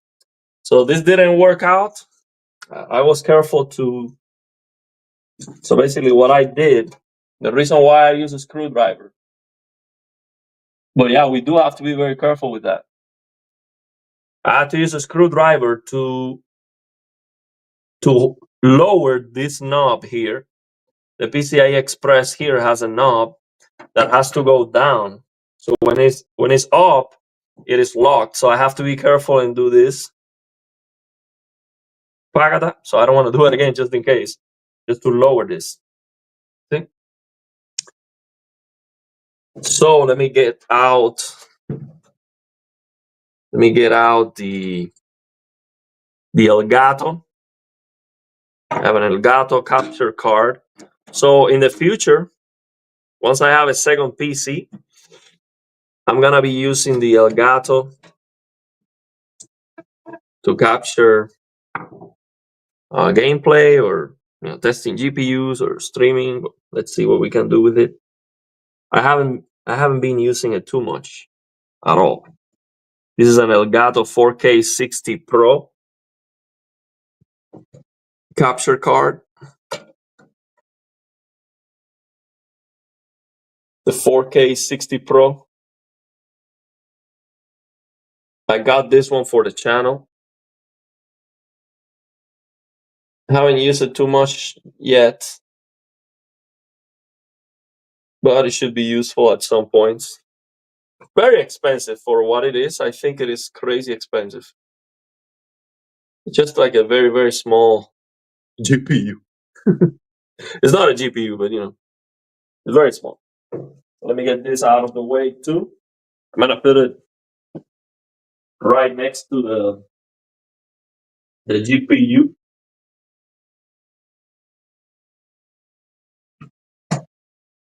There you go. And I also have a Wi-Fi card.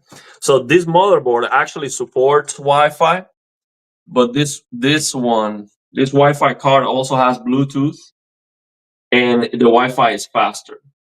It's supposed to be faster. First time for me seeing a capture card. Yeah, that's for like a YouTubers thing. That's for people on YouTube trying to record videos and stuff. I'm gonna let me read this one. What's going to happen with your profile picture? I was thinking of that. Should I change the profile picture? I don't know.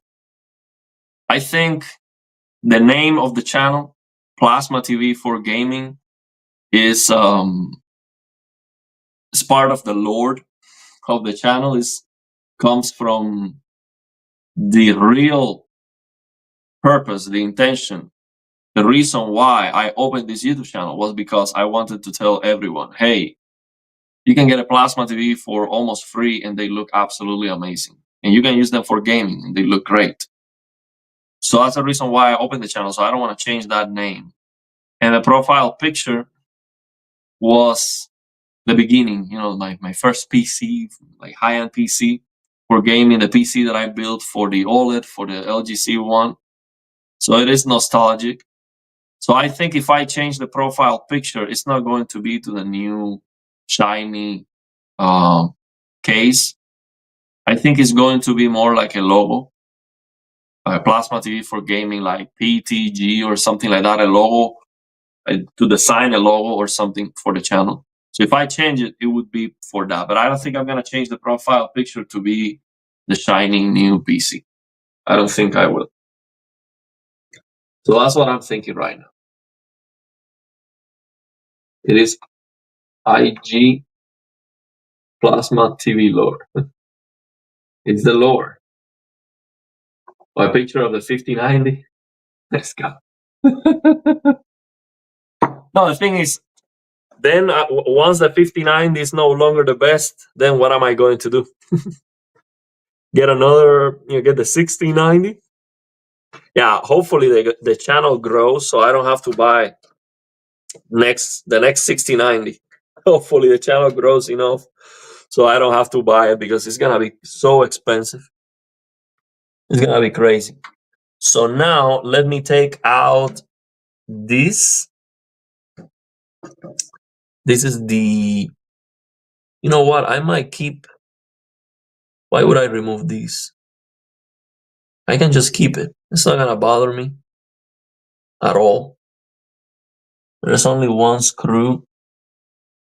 So I'm thinking that the Bluetooth, I have a Wi-Fi Bluetooth card here. I don't believe I have to remove it unless there's a screw right there.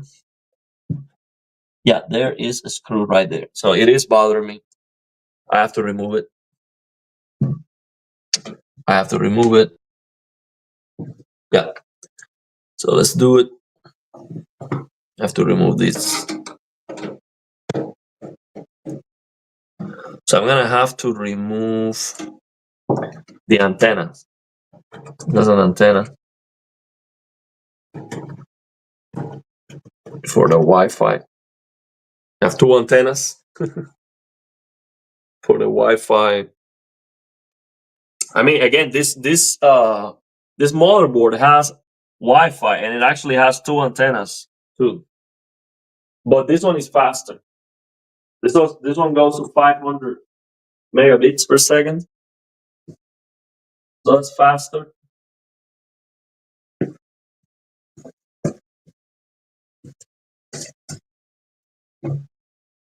So I'm gonna remove these.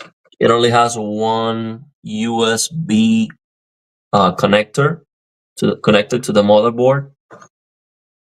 I'm gonna remove that one. I don't have a lot of space. That's the thing with this case, man. I don't have any space for these things. With the new case, to remove this would not be any problem because I would have enough space to maneuver. But for this one, kind of a pain. We got this out.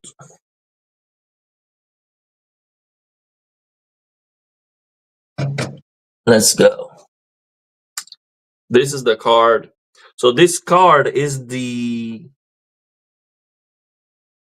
AX200NGW Intel. So probably there's a much better one already. We probably have a much better card than this already. This is the one I'm using. See if we can get it close enough.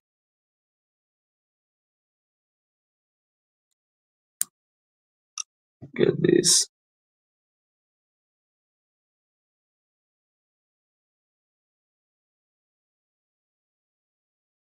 So yeah, this is the card I'm using for Wi-Fi. So let me get it out of the way. Can you imagine 5 years from now, 5090 power for 2 grams? And it's still 2 grams.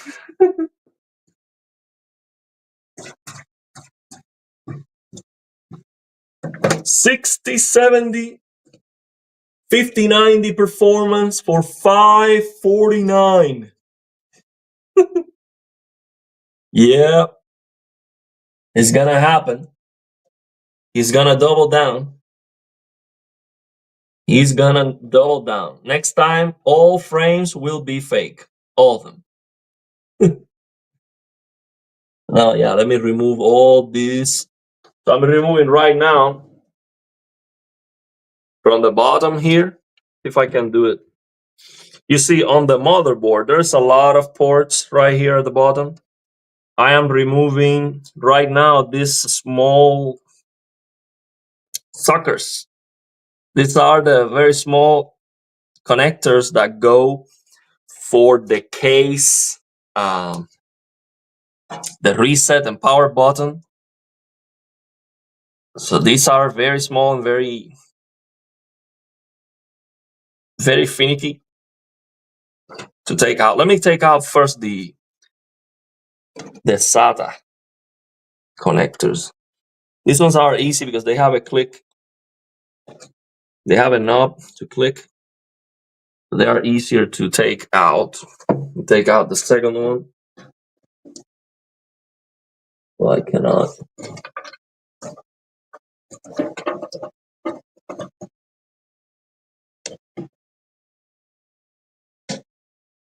There you go.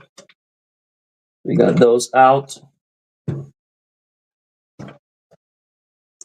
And now I have more space for these small suckers right here.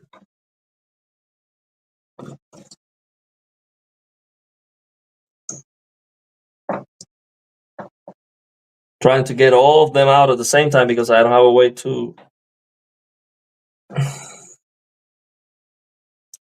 pull them independently.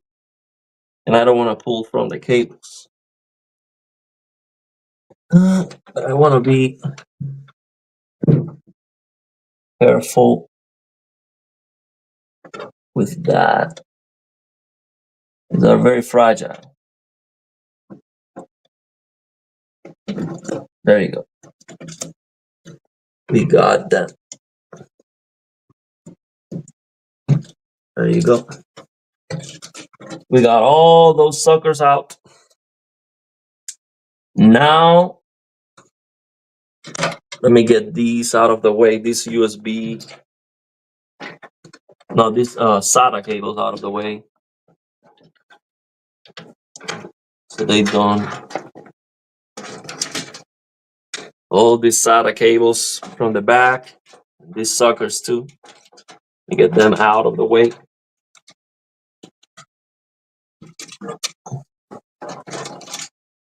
And this one is for fan. The fan cable, I believe. Yeah, fan. And this is audio. This audio cable is so strong. I remember it was kind of a pain. So look, I have this blue SATA cable. That's very ugly. I'm not gonna use that anymore. So let me remove all the cables that I can already take out. So all these SATA cables,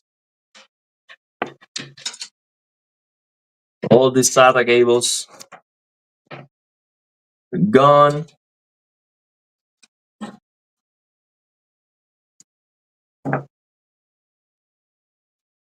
I'm gonna use the black ones only. I don't know if the case shouldn't have SATA cables. I might have to use them again. I don't know how I'm going to hide them. We'll figure that out. You see, all these small suckers are coming from the front of the case where the power and reset buttons are.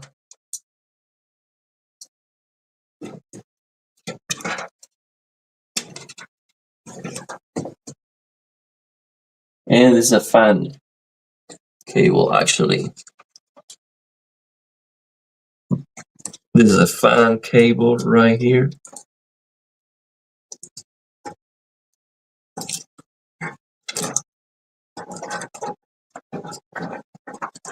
But we don't need those fans anymore. But actually, it would not be a terrible idea to utilize these fans on the new case when it comes to having more fans. But I don't want to put these fans without the fancy RGBs because it's gonna be a big contrast. I'm not gonna do that. I don't care about 3 more fans. I'll wait until I have the AIO. I'll keep these fans in this case. So let's see what else we can get out of here. Let me remove this audio port from here. Oh, it was not that difficult. The audio, and then this one. Yeah, we got this one out. I don't remember what this one is for. Let's see what this cable is for. Oh, so this is for the front USB. Yeah, this is a USB cable. So I think getting a lot cleaner. Maybe I'll get all these out of the way. This is the 24 pin. This is the I can already remove these two. These are the GPU PCIe Express cables. So I got this out for the PSU. I don't need this anymore. These are the SATA cables. So I'm gonna get these SATA cables where the drives are. I might need to use them again. Let's see how can we hide those two blue cables that are very ugly.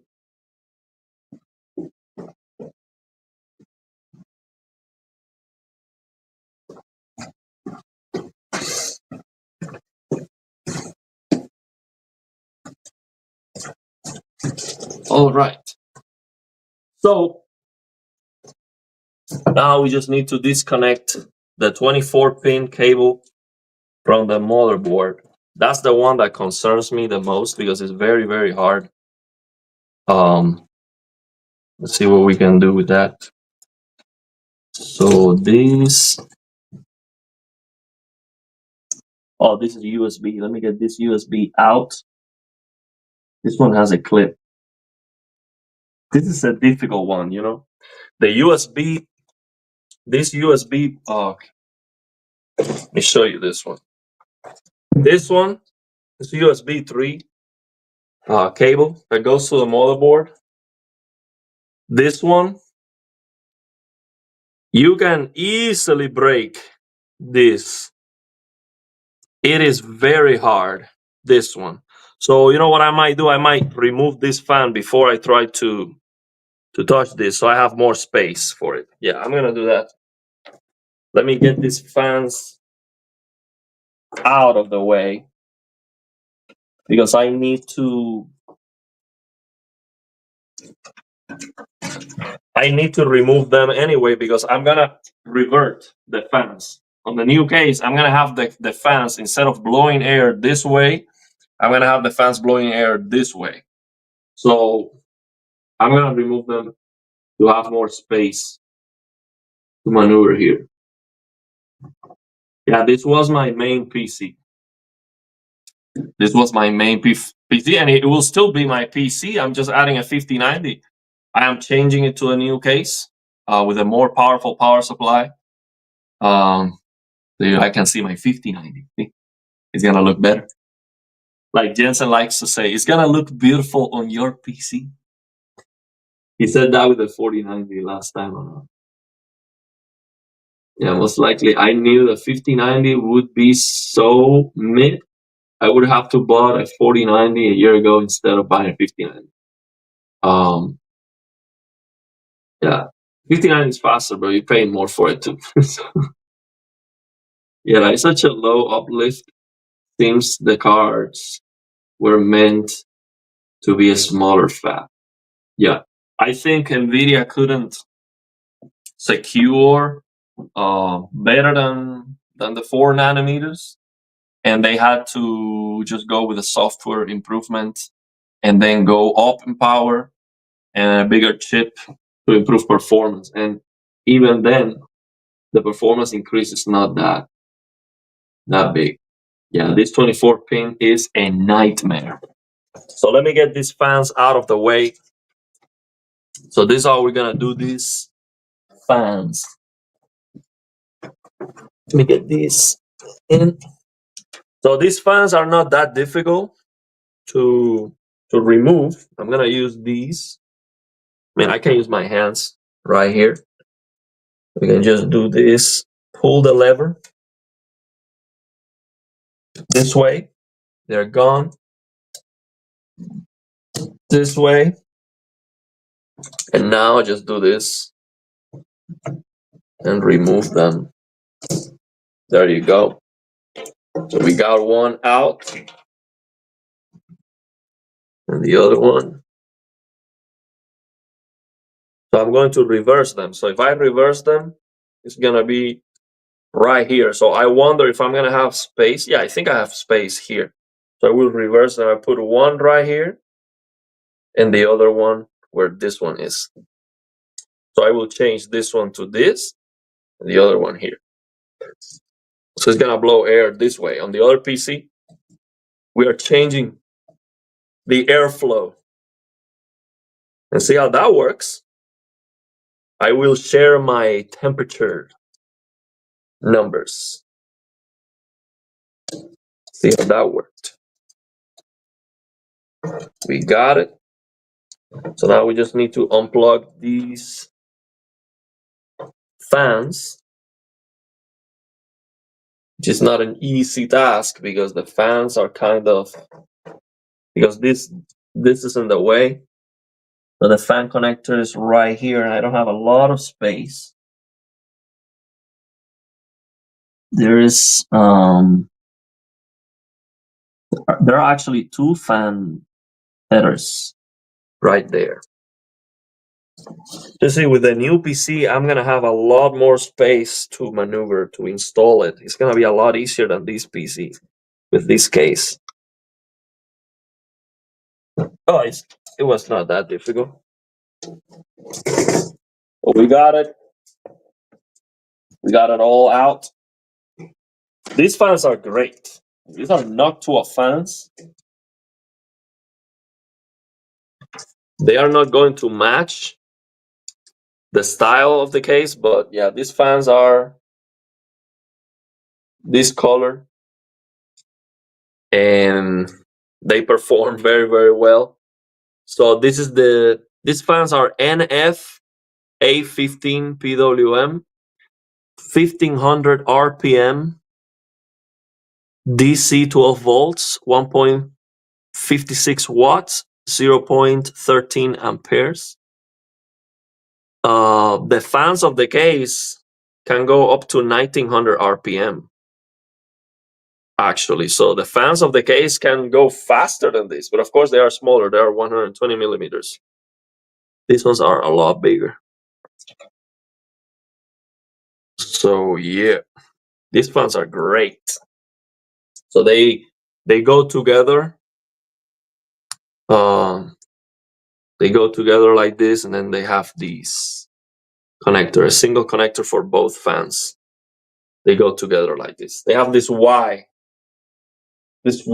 connection to control both with the same CPU fan header.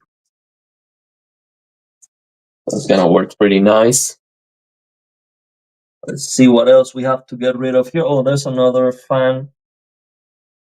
I'm going to unplug from the motherboard right here.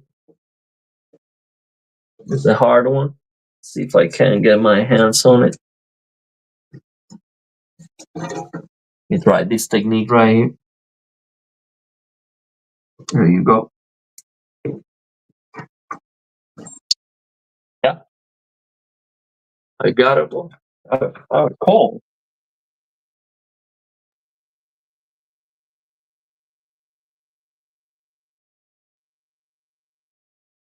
Let me uh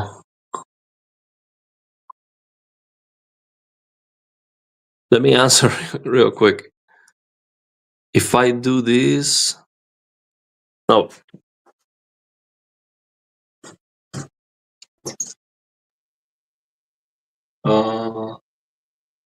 Yeah, let me do this. Let me answer real quick. This is someone very important. I'll be right back.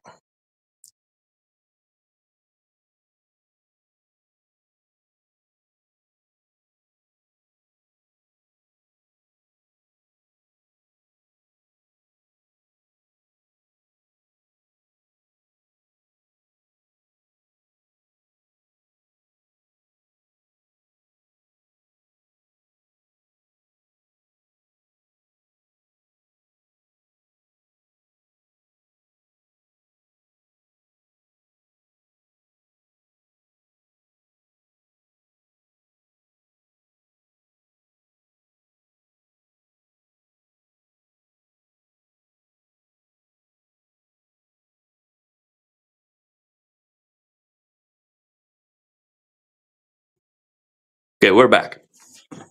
We're back. So let's see. We got no cables here. I only have the CPU. That's a tough one too because actually I don't need to remove this one because I can remove the motherboard, and then once I remove the motherboard, I can remove this one. So I'm not gonna touch it. Now I think I might want to remove the RAM to remove the 24 pin power connector. Yeah, I'm gonna remove this RAM.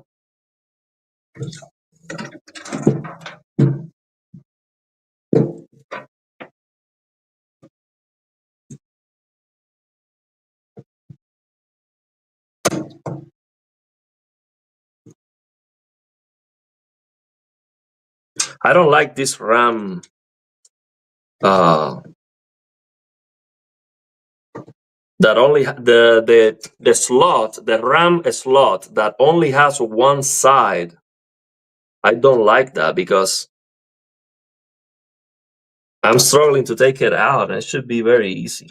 Like I've done this many times with the other system, and it's never a problem. But with this one, it is a problem. So let me.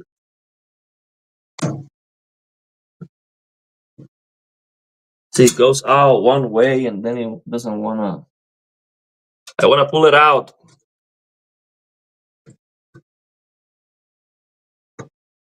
It doesn't want to.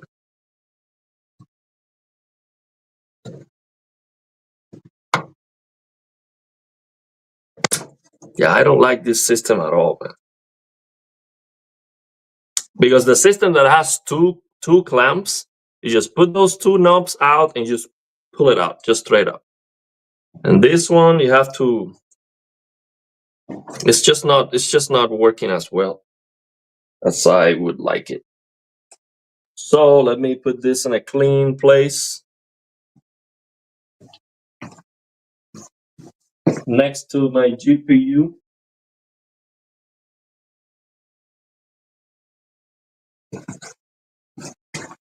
Let's try to get that 24 pin connector out.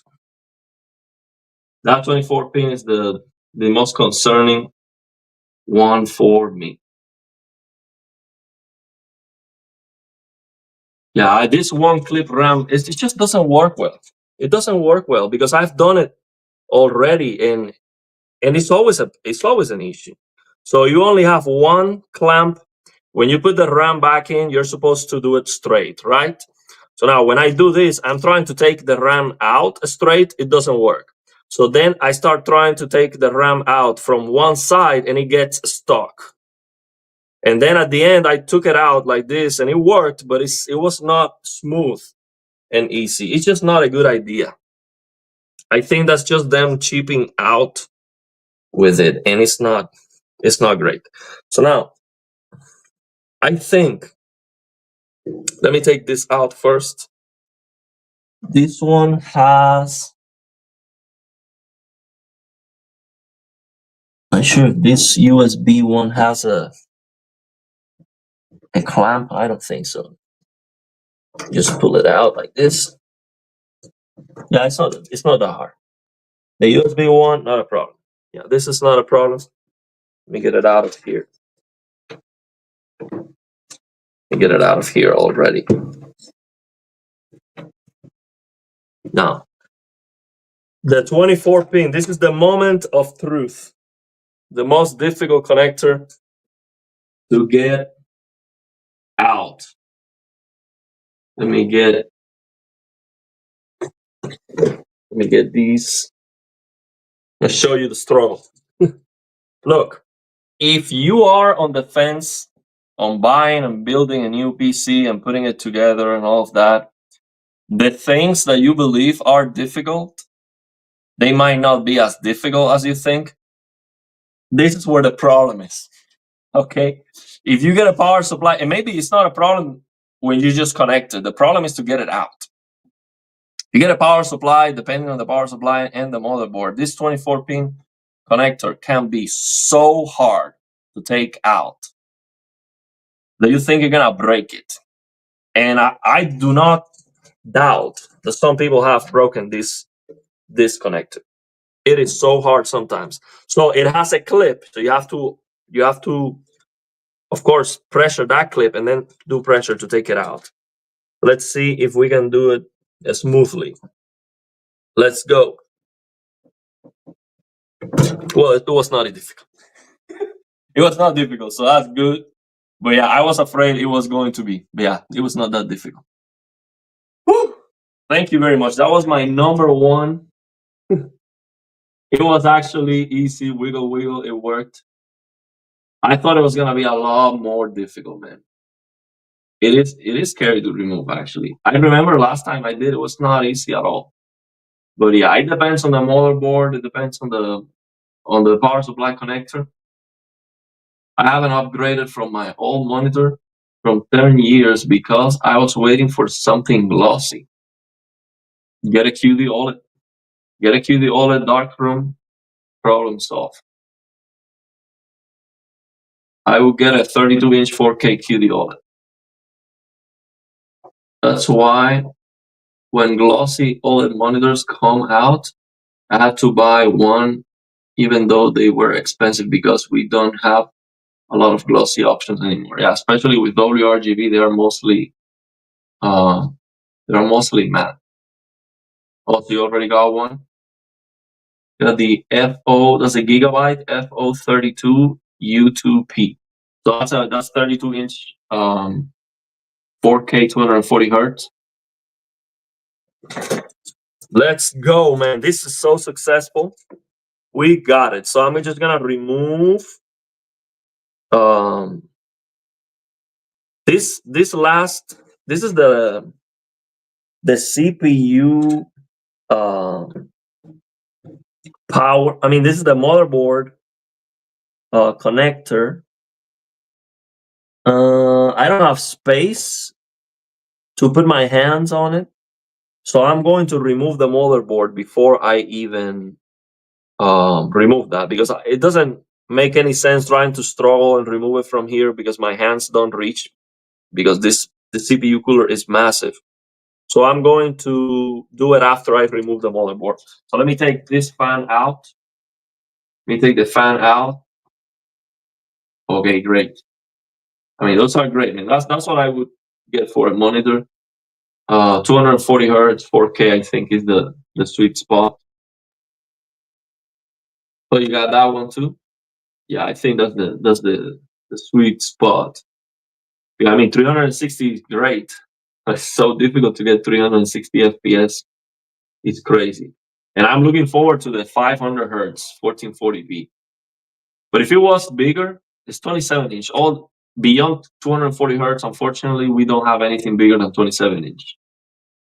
I would love if we had a 48 or 55, 65 inch. Man. Give me 65 inch 4K, 500 hertz. Thank you very much. That's what I want. And throw 3D into the mix, and throw glassless 3D. And if you can make it 8K, thank you very much. Give me 8K 500. Give me all the pixels, all the maximum refresh rate. Give it all. So let's get rid of this fan so I can take the motherboard out and remove this fan. This fan lights up in blue, and it is so ugly that I actually cut. So this fan lights up in blue, and you have no controls to turn it off. So what I did was to cut the cable. Thank you very much. I do not want a blue light. Actually, I also cut the cable. The front of this case has two blue strips all along vertically, all along from the top to bottom. I cut those cables because there was no way to turn it off. There was no connector, nothing. I had to cut the cable. So I was That was a Mr. Bean strategy. I put a Mr. Bean there. So we're taking this fan from the motherboard. That worked. We got the fan out. Nice. So now I just need to unscrew the entire motherboard. But before I do that, well, let me get all the cables out of here. Let me get all these cables out of here. I don't need them anymore. I'm gonna use the cables from the new power supply anyway. So I don't need any of these cables. Let me get them out of here. So these are the cables from the motherboard, from the case. These are all cables from the case. So this will stay. For all these are going for the power supply. I don't want to get them dirty. So let me remove these. Zip. This is a Seasonic zip tie. That's a very nice, actually.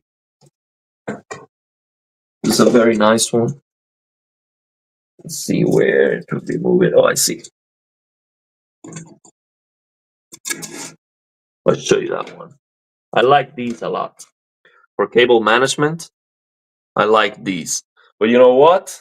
The new case has some of these. They are bigger, MSI branded, and the power supply probably has these too. So cable management on the new case should be absolutely amazing. So looking forward to it. So this is actually this is the. I'll keep this one here because this is the one. This cable goes to the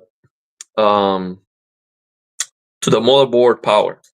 So that's the cable that I cannot remove because of the CPU cooler. So I'll keep it there for now, unless, let me see if I can get my hands. No, actually I can get my hands on it. It's not a problem. It's just about just a matter of getting the right angle.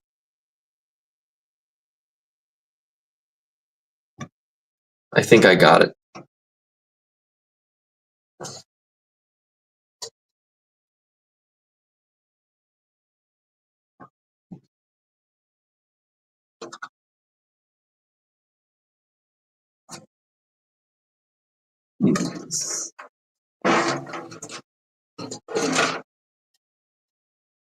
I don't want to pull from the cable itself. Oh, I got it. Yes, there you go. I got it. So these are all the power supply cables. Yeah, this is the CPU. It's a CPU power. This cable. CPU power. That was right next to the cooler. So that's it. No more cables. The motherboard is clean. Let me get all these cables next to the power supply. Yep. That's it.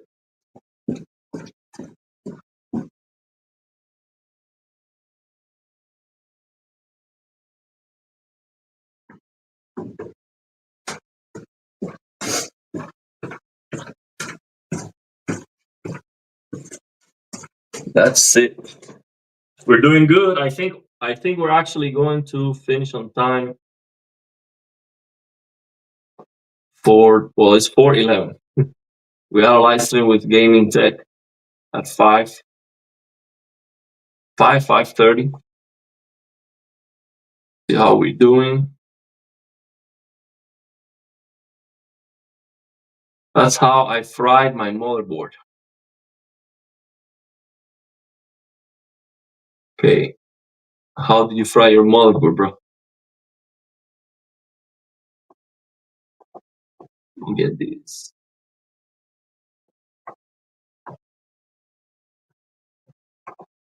I always build my PCs with super high. Well, super high, and it gets intense. Oh, high, you mean like drugs? No drugs, bro. No drugs. Clean it up. Clean it up. I do no drugs of any kind. Never. I think that method dates back to 900 series. Is no longer effective. Well, you guys having a conversation there. I don't know what you're talking about.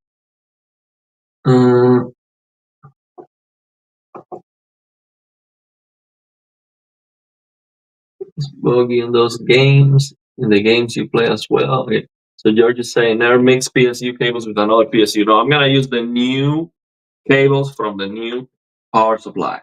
I'm not going to mix anything. I'm listening, so I'm not going to do it. I was gonna do it, but now that I see how dirty the cables are, and yeah, you recommended me to not do it, so I'm not gonna do it. It makes sense. Why would I risk it, right? So, last thing is to take the motherboard out of this case and get this case out of here for cleaning later. We're gonna give this, look, I'm very excited about the new case, but that doesn't mean I'm going to just completely, trash this one. I'm gonna give it some love. I am going to clean it up. I'm going to give it some love, and that's how I am. Like I'm not like, oh, 5090, 3080 goes to the trash. No. Let's see if this. I think this screwdriver is actually too. Oh no, this is not good for that. It is too thin. Oh, but I can use these maybe. Let me see if I can use this one. No, it's too big.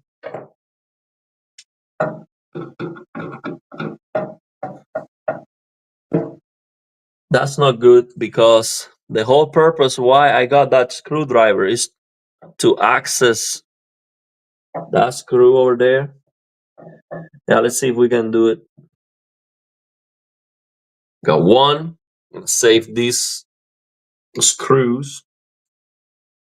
Yeah, the most difficult screw is the one that's over there.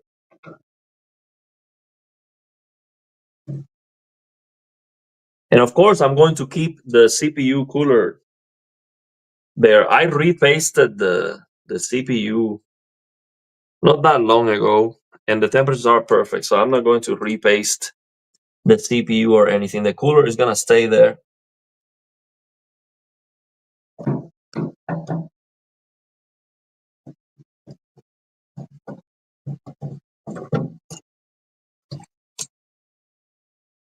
We got 3 screws out of the motherboard. I have another one over here.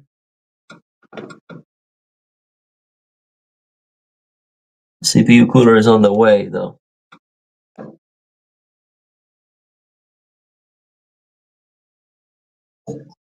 The CPU cooler is on the way.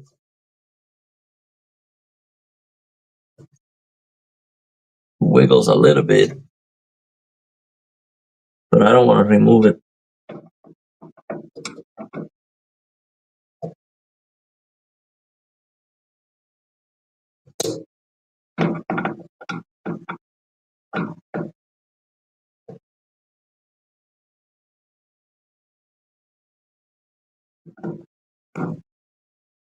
That's okay, I got it.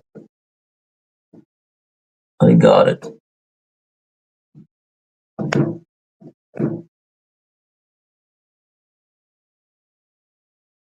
Threads are good. So we have another one right here, which is difficult to access. Actually, I cannot even access it from here. And from here, it's not a great angle.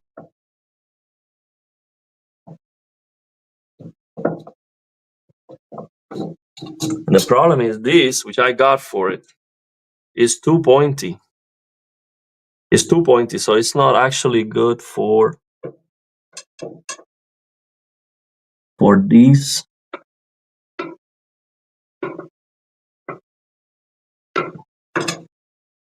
Yeah, I'm going to damage the thread.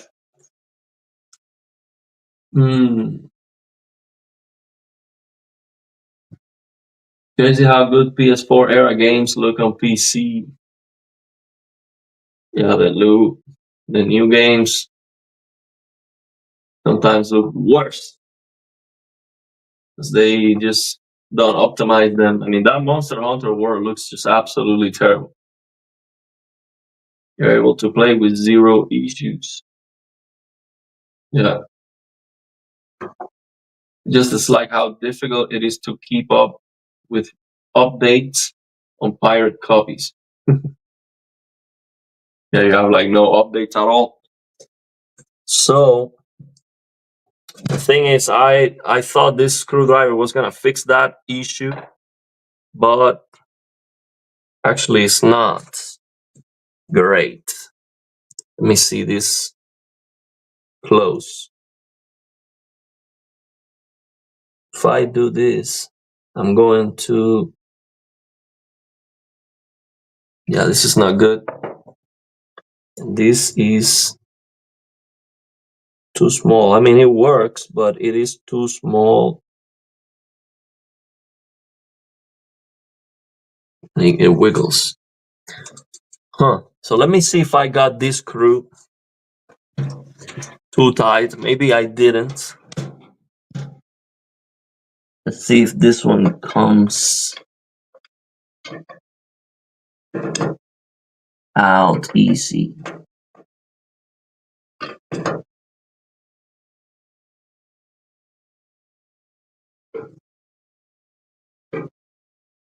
I got this one. Nice. I got this one. That's a big progress.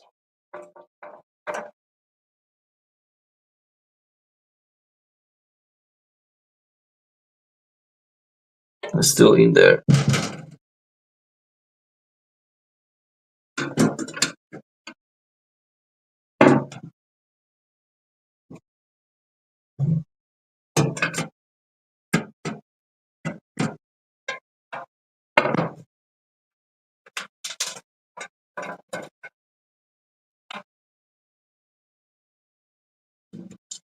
Here it is. That sucker is out. Just one remaining. One last screw remaining. And I realized I cannot do that again because without that screw, the motherboard could fall. So this last screw, let's see if it's not very hard.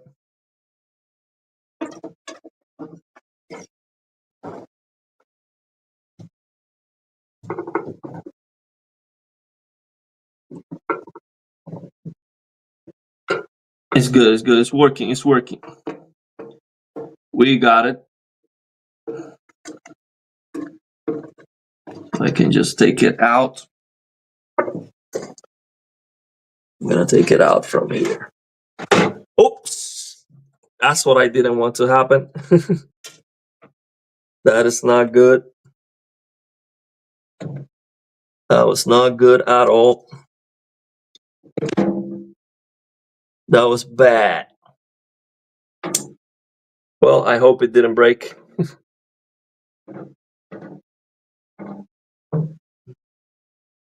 Hopefully it didn't break. There you go. That's the motherboard. It's a little bit dusty and I have to clean it up. Here's my motherboard.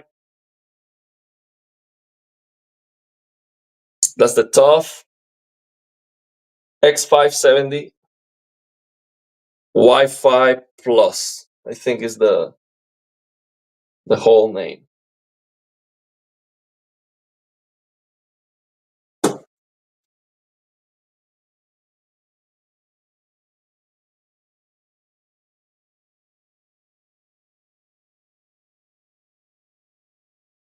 That's the motherboard. So let me get it out of here on a safe, soft place.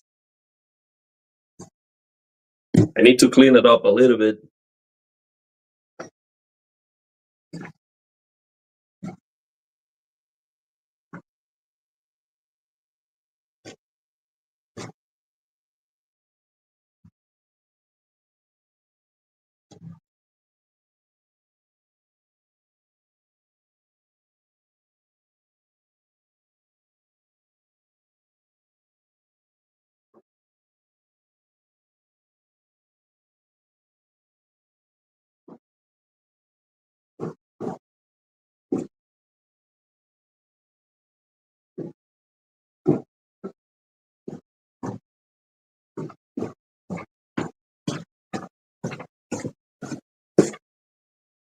So we are done with the disassembly.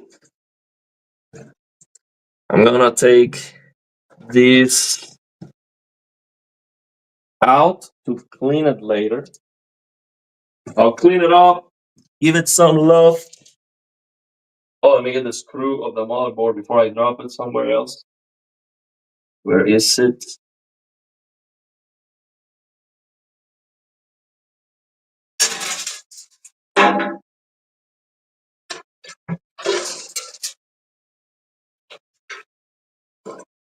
Oh, here it is.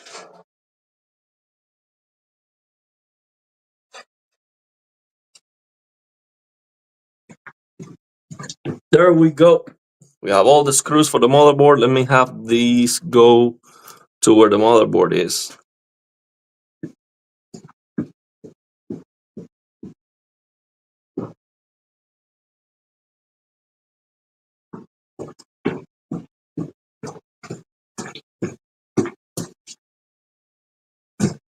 And I have to clean this up. Let me get these fans. Are you sleeping sometimes or are you just streaming? Yeah, no sleeping at all. We're just going to be streaming for now on. Let's do the live stream.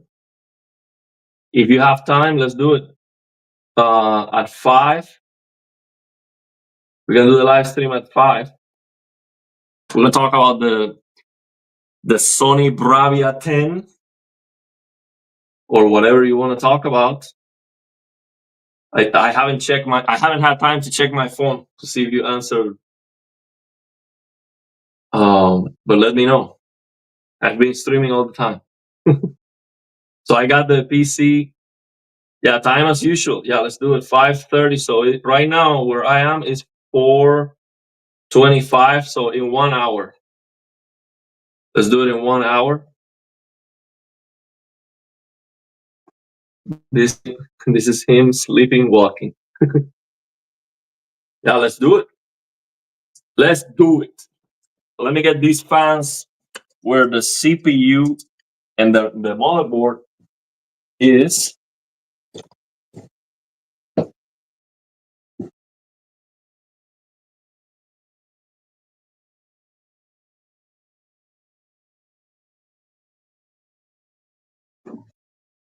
And now I'm just gonna clean up this table, clean it up. So I also have to, before I put the motherboard in the new case, so I'm gonna do is clean this up,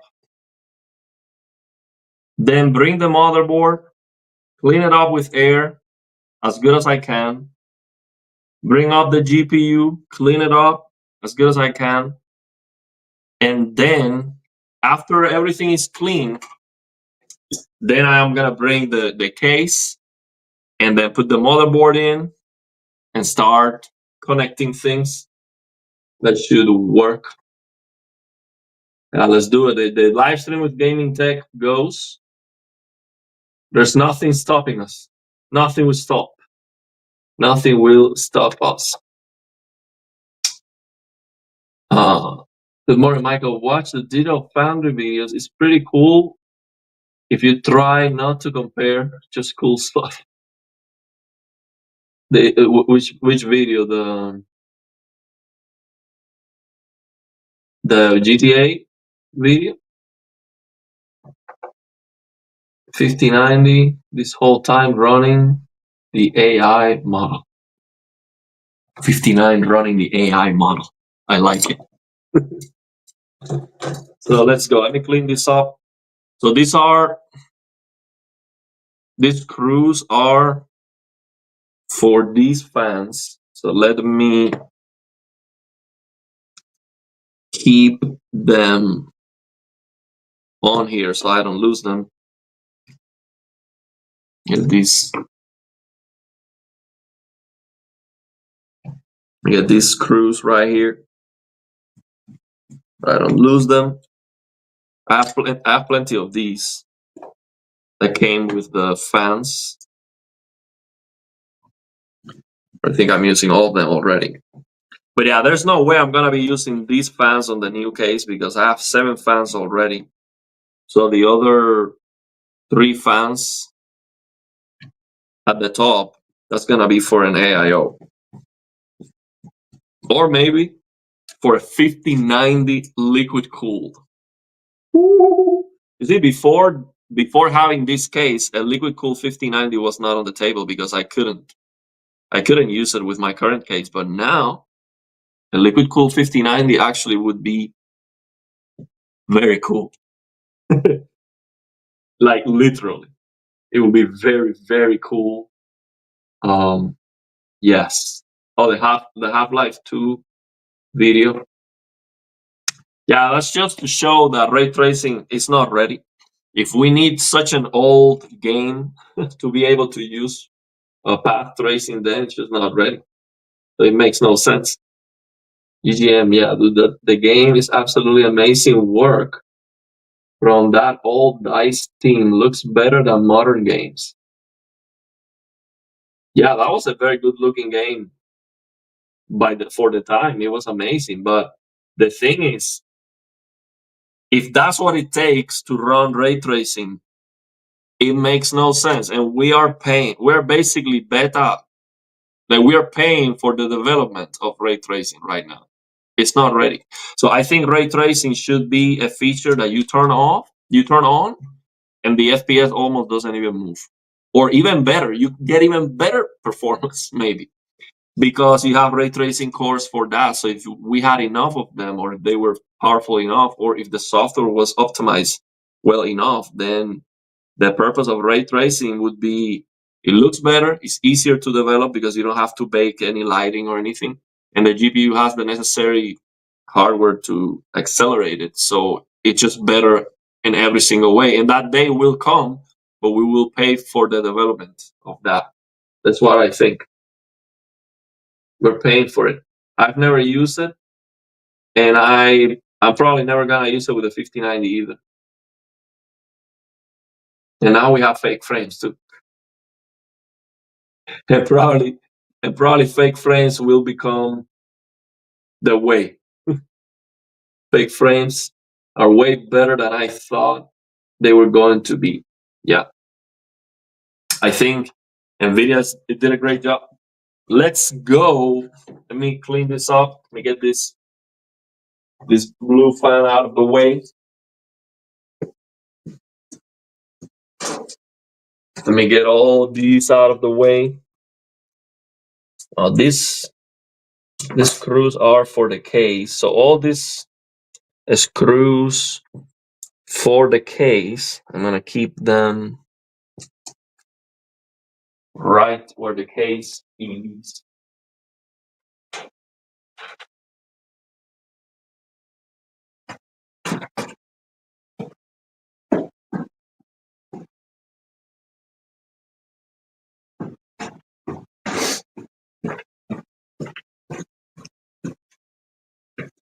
And what I'm gonna do is I'm gonna dump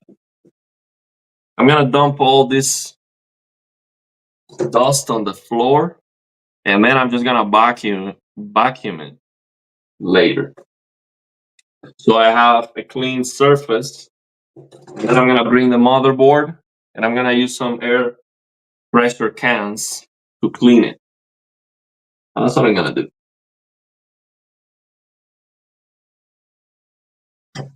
There says, GG, I have so many hours in Ewok Hunt. I'm always amazed, but the quality of the art. I've never seen that one. I have to give it a try. Okay, let me get these, all these nasty, particle effects. Gonna get this dump in the floor. I'll clean it up later.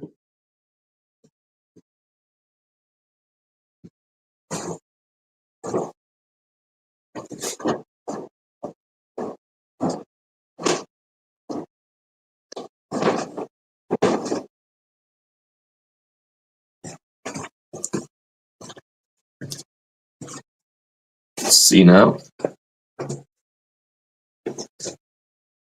Let's go. That worked. Now we're gonna clean it. Gonna clean the motherboard. So you're starting your build now. Let's go. Let's go, man. Let's do it together. Let's do it together. So let me go. Let me bring the motherboard. We're gonna clean it up.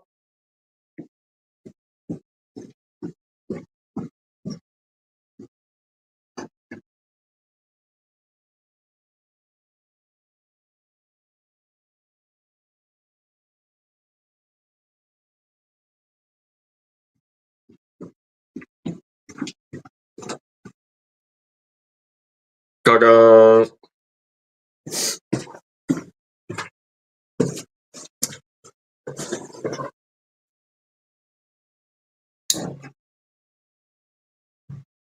I'm gonna clean it up. It's pretty clean. But now that we are here, I can do a better job. So this inside here has some dust. The fans are very dusty. Now the thing is,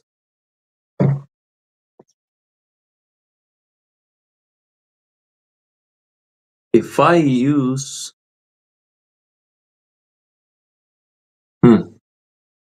these are very dusty, man. I wonder how can I clean these? Because air is not going to do it. Air pressure is not gonna do it. I have to. I need something I can put in to clean each.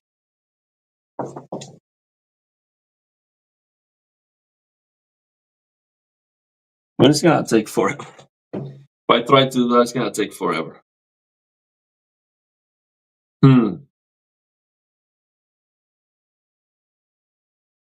What can I do? Also, let me put the RAM back so that port doesn't get dusty. I might remove it again if I need to. I'm gonna put this RAM back where it was. You see this? Let me show you.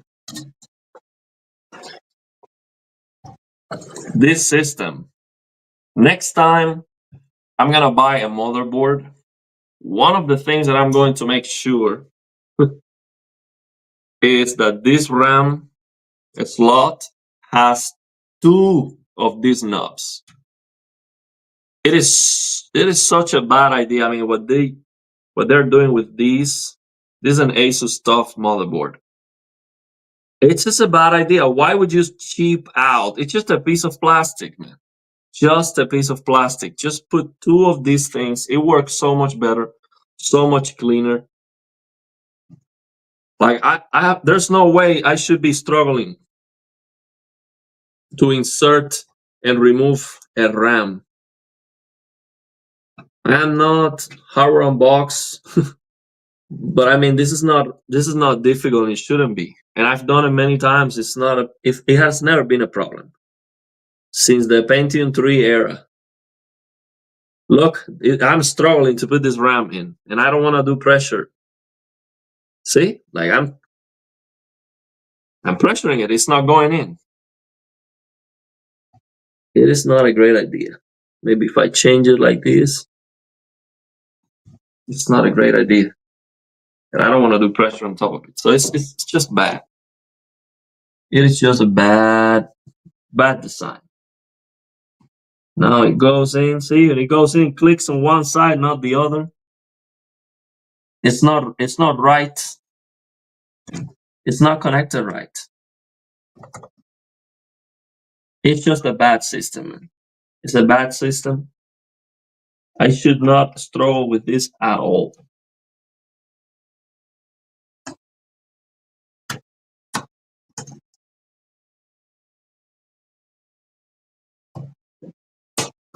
Now it clicked.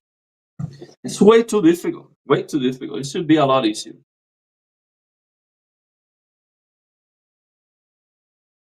Their MSI board is like this too. So then what is the brand that has both the gigabytes?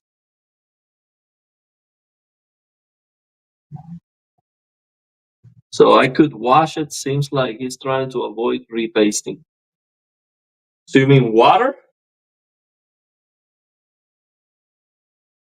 Stick the whole thing in the dishwasher. Man, wouldn't it get rusty if it gets wet?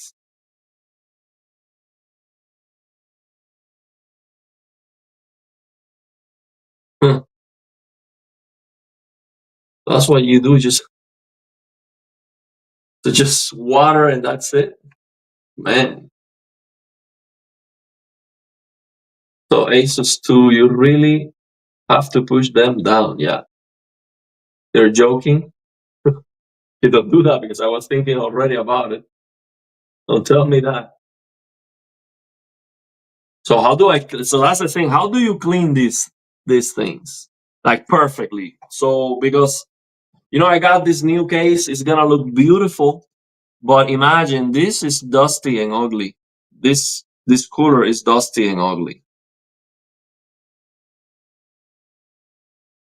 So I want to clean it up as good as I can, but also the chipset. Now I cannot remove this. I don't know how to remove this chipset cover to clean the smoke fan.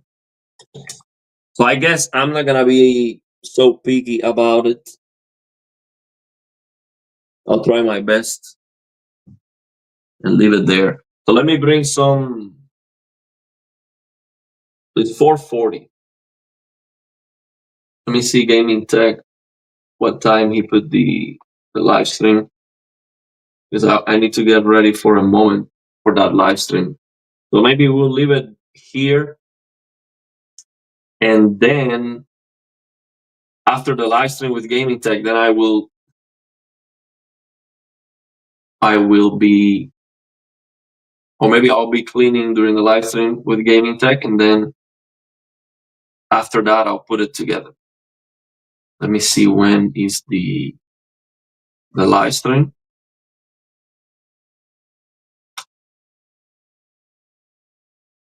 He doesn't have the live stream ready yet.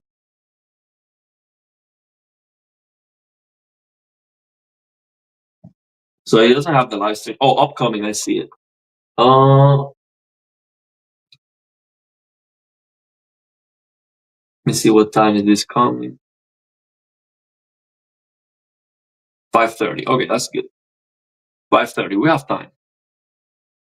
We have time. Let me do some cleaning. I'll bring some. I'm gonna bring down some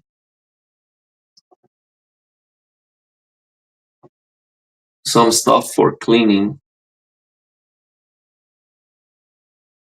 and we'll go from there. Because I really want to put this together today.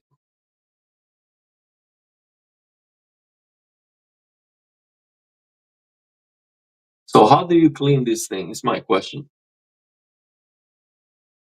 So yours didn't rust? Corrode aluminum does not contain iron. Corrosion. So yeah, that's the question. How do you make this look shiny new? I'm sure there's a way. But I just don't know how can I do that. So I imagine if I can get something thin that I can go one by one and do this, but I don't want to bend the fins trying to clean it. That would be disastrous. I don't want to do that. But let's say I find a way to do it on this side because it's easy. Now I cannot do it on the inside because it's a lot more difficult to reach, obviously. So I think I'm gonna have to be content. Or maybe try to clean the top. The top looks nasty. Even the top looks nasty. So I guess alcohol.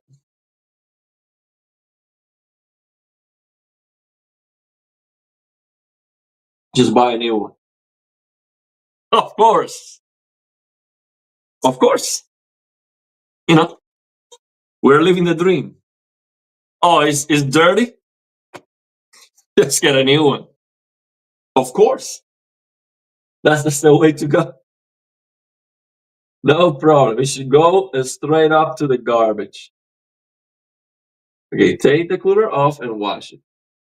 But how? Just water? Just put it under the sink? I can do that. I have thermal paste. I can do that. That's just going to be an extra step. I don't want to have to do that. I much rather keep it. And I don't feel very good about getting it wet. That doesn't feel right. FPC will fly. Yeah, I mean, we have so many fans. If I'm not too careful, FPC is gonna levitate. We have 7 fans inside the case. 7, 8, 9. The GPU has 3, so that's 12 fans. Well, 3. This GPU, when I get the 5090, that's 3 more. So I'll be 15 fans inside the case. And also this cooler, I can add another fan more. So I could be 16 fans inside the case. So that means 16 times the detail. Okay? Okay, so compressed air plus Q-tips with alcohol. I can do that. I have compressed air. But the thing is compressed air. The thing is with this dust that is inside the fins is already seated here because of the heat. So it is dust, but it's not a dust that the compressed air will blow out. Unless it is like crazy high compressed air, which I don't have. So I don't think it would be enough. Autosol is perfect for polished aluminum as well. Yeah, 50. Oh, you didn't see the Jensen presentation? Check it out. You get a 5070.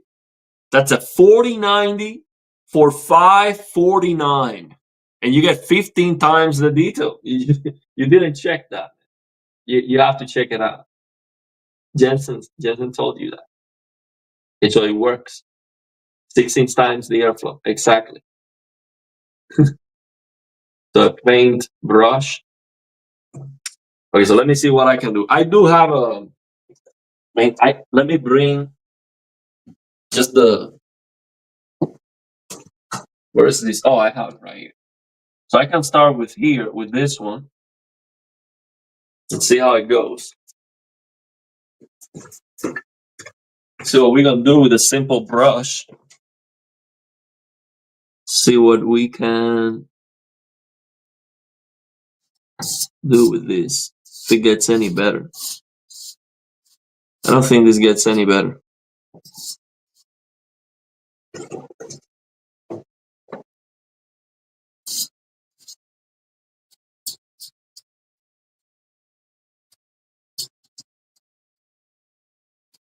I am getting a lot of dust out. Oh, it is going to the 24 pin, which I don't like at all. Mm, mm, it's getting on the RAM too. But well, I'll try to use air, compressed air for that. If I do this,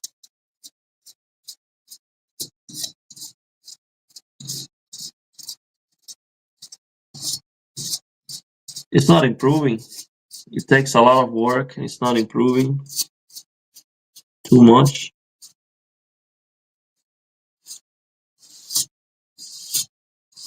It's not improving at all.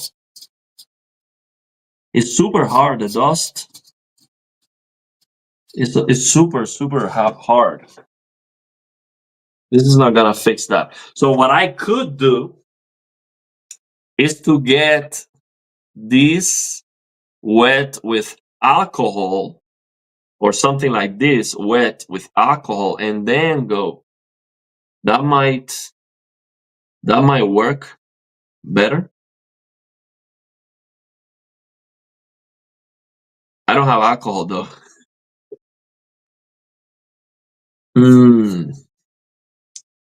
I don't have alcohol. Oh, and this is going on top of the PCIe slot, man. I don't like that at all. Let me cover this. Let me do this. I'm gonna cover. I'm gonna air spray the ports.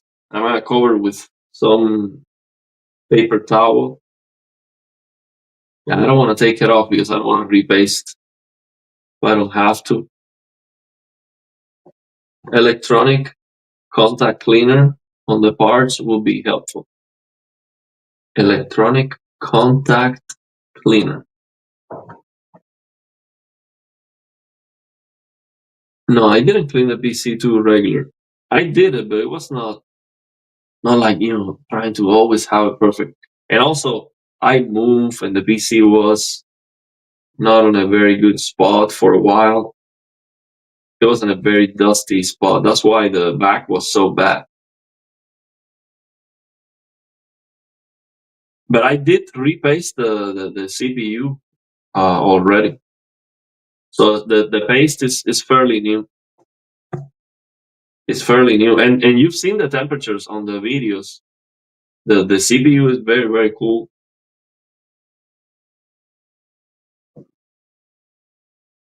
100% proof alcohol.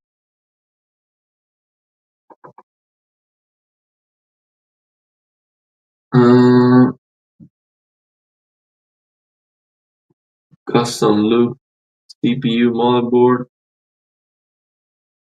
It leaked on 198 after a few years. Wasn't happy. Yeah, but the pads, I think they are good for reliability because you don't have to change them or repaste or anything, but you don't get as good of a performance because you get less contact. That's my understanding. That's why the Asus 5090s are not topping the charts, even when the cooler is very good, because they are using those pads. And those pads might be the future. Yeah, you don't have to repaste, but the performance is not as good. Also, you have those pads on the 9800X 3D. Nice. So, what should I do? I don't want my cooler to get rusty. Let me go for some air cleaner and then some paper towels.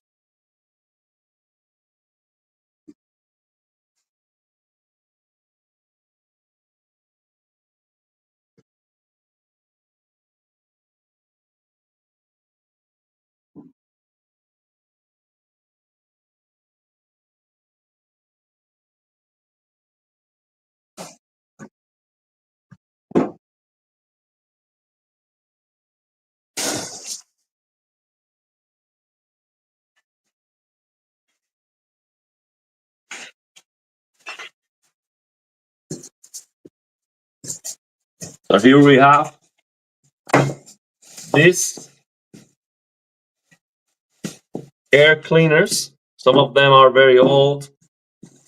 Some of them are brand new from last time. These are brand new. So let me go for some paper towels. I'll be right back. Also, let me go and take a piece. So I'll take a piece and go for some paper towels. You can keep the chat going. I'll be right back. Thanks for being here, man. We have 80 people in the chat. We've been streaming for over 3 hours, and we're gonna go 16 fans, 20 cans.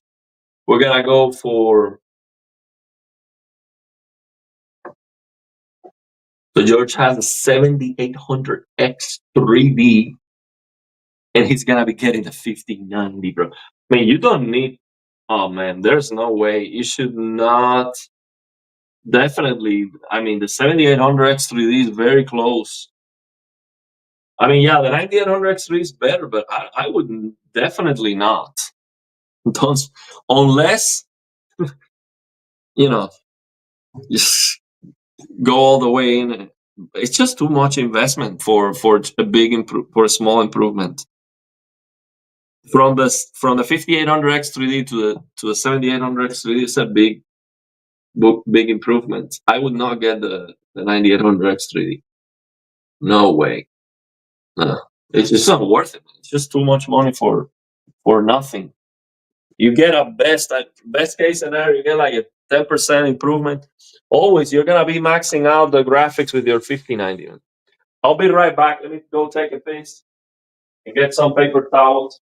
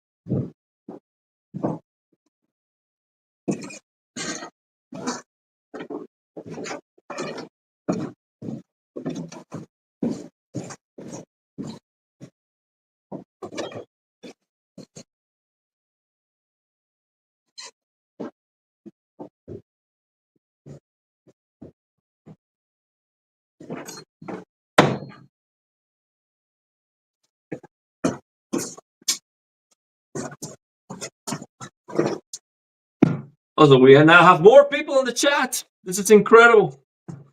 90 people. Thank you very much. So I have a question. Do you think, because right now I don't have pure alcohol, and I would have to go to the store, I would have to stop the stream, we have the stream with Gaming Tech after this anyway, and I just don't want to wait. But I would actually wait if I have to. Do you think I'm going to ruin the CPU cooler if I use these? This is a hand sanitizer. Do you think it's a terrible idea to use hand sanitizer to clean the CPU cooler? This one, it says that it kills 99% of the germs. In the back, it says alcohol 70%, and the other 30%, it says acrylites, alkyl acrylite cross polymer, amino methyl propanol, glycerin, isopropyl alcohol, propylene glycol. I mean, it's a lot of stuff. So do you think I'm gonna ruin the whole cooler?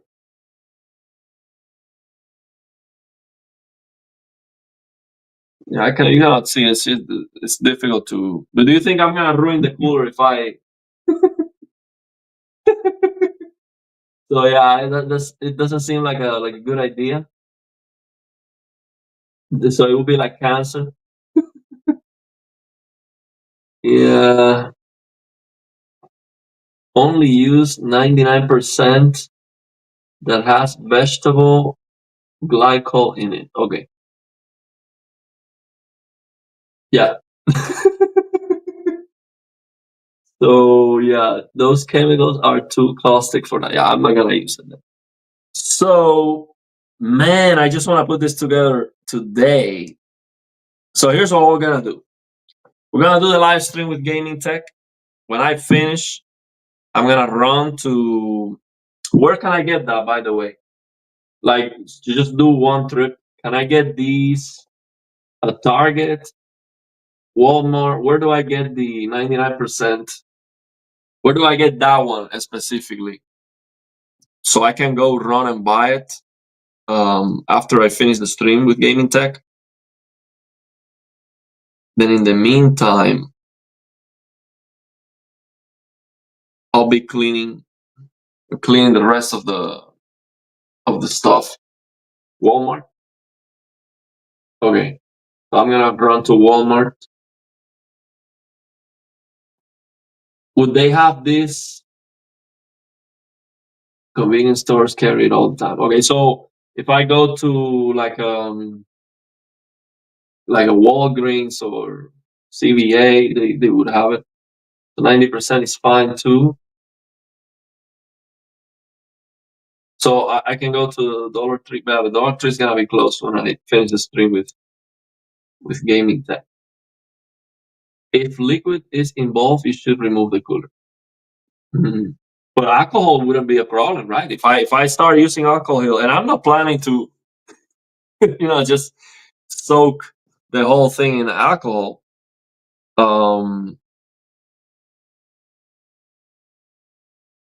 Like maybe like an alcohol spray. But if I spray alcohol, it's gonna drop. But what I can do is, so my plan was right now, this is what I want to do.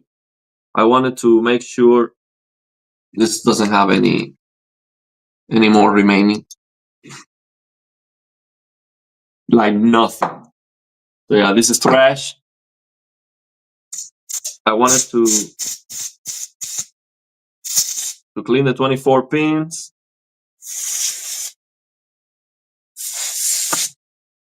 and the PCIe Express, and then this fan right here is very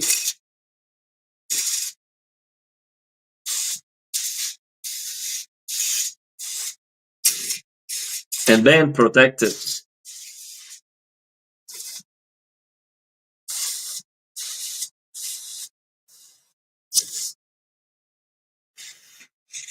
Yeah, these don't last very long. They go out very fast. So after that, protect it with paper. Now, the other thing I wanted to check is the new case might have a screw for my M.2 drive. There's one M.2 drive here that I didn't have the small screw. So it is being held by the thermal, like a thermal paste, not paste, like a pad. So no duster is better because you can get high by inhaling them. High.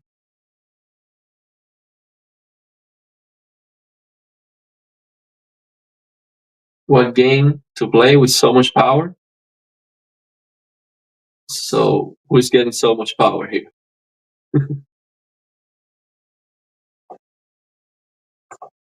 So what happened is that we just finished taking apart the PC.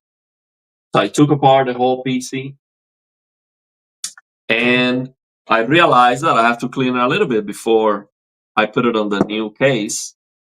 And I realized that this is actually very dirty, especially the cooler is very, very, very dirty. So I don't want to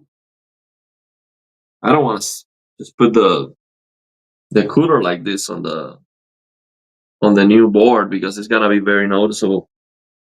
So I'll try to clean it up as good as I can before I put it in the new PC.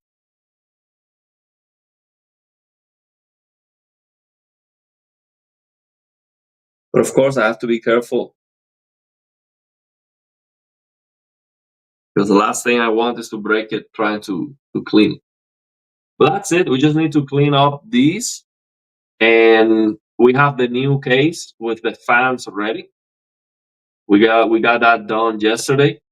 So the new case is ready for the fans. Do you even have right stands off for AM5 for that cooler? Yeah, this CPU cooler came with a bunch of adapters and different. I'm sure I can make it work for the 9800X3D, but I am going to reach out to MSI when I get the 9800X3D to get the liquid cooler. Actually, we talk about a liquid cooler. They could have sent me a liquid cooler too, but I didn't want to, remove this. But I'm like, okay, this one works. I don't want to just wait. It will be better to wait for me. So once I get the new CPU, then I'm gonna ask them for the liquid cooler and maybe the motherboard. I think that makes more sense. So that's what I am planning. So this one should work, but I will. So here's the thing: once I get the 9800X3D, I need a new motherboard anyway. I need new RAM. I'm gonna have two PCs. and I might need two PCs if I want to do streaming or record performance or gameplay or something like that.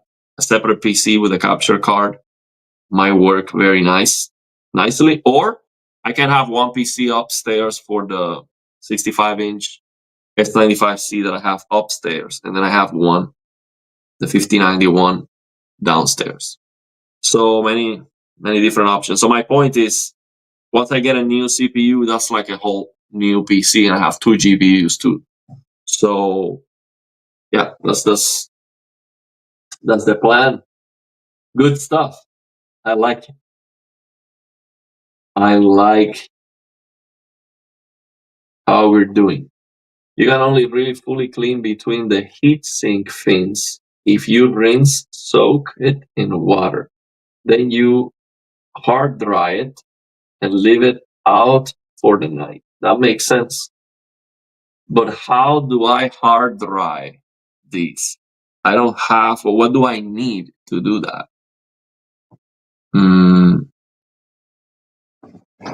I think I'm gonna have to be content for now, because I don't want to wait anyway. I just want to get this done this weekend. I don't want to wait. And the thing is, the build is not complete yet anyway.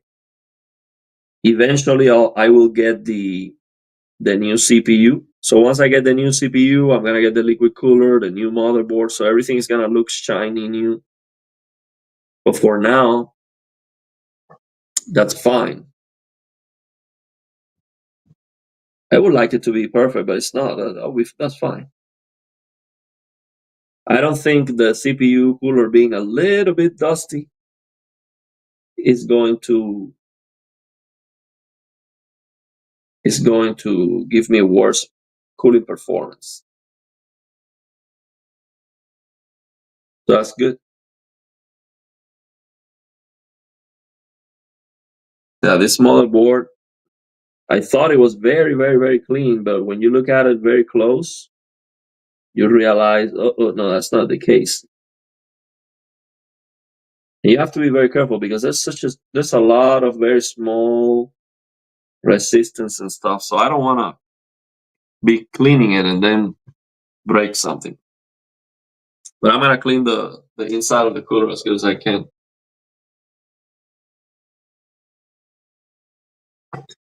It doesn't affect cooling performance really. If that's all you care about, just use compressed air. Yeah. Yeah, the thing is, I do care about, but this is not gonna be the final. For the new PC, I do care. I want it to look good, but it's not going to be final anyway. We're gonna be replacing this cooler with a shiny AIO, so the 360 AIO. Once we get the new CPU, so it's gonna be new CPU, new motherboard, new RAM, new cooler. But that's gonna wait.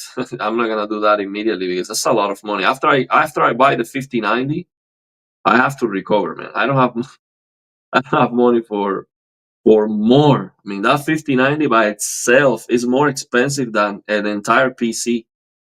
It's crazy. You can get even a 5080. You can get almost a 5080 PC, and still,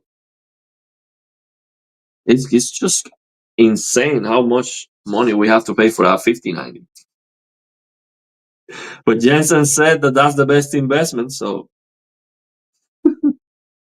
that's the best investment we can do. So yeah, it's just the way it is.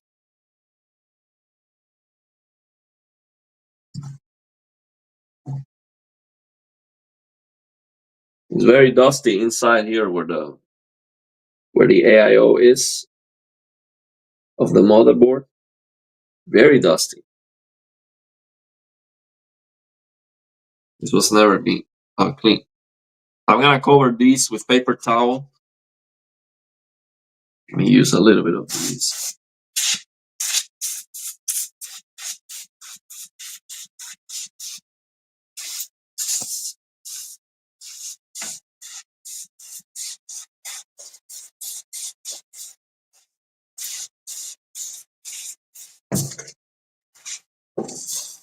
These don't last anything. They're so bad. I got this at the Dollar Tree. They are trash. You have nothing. My dishwasher joke was better advice, literally. So yeah,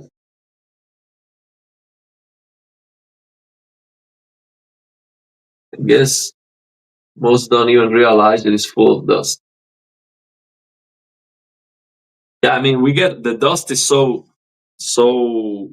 easy to see, of course, when you have it so close, but inside the case you cannot see this dust. And I don't do it for the videos. There's no way you can see this on the videos anyway. It's not for YouTube. This dust is not visible at all. It's gonna look shiny anyway. But I just want it to be as clean as possible.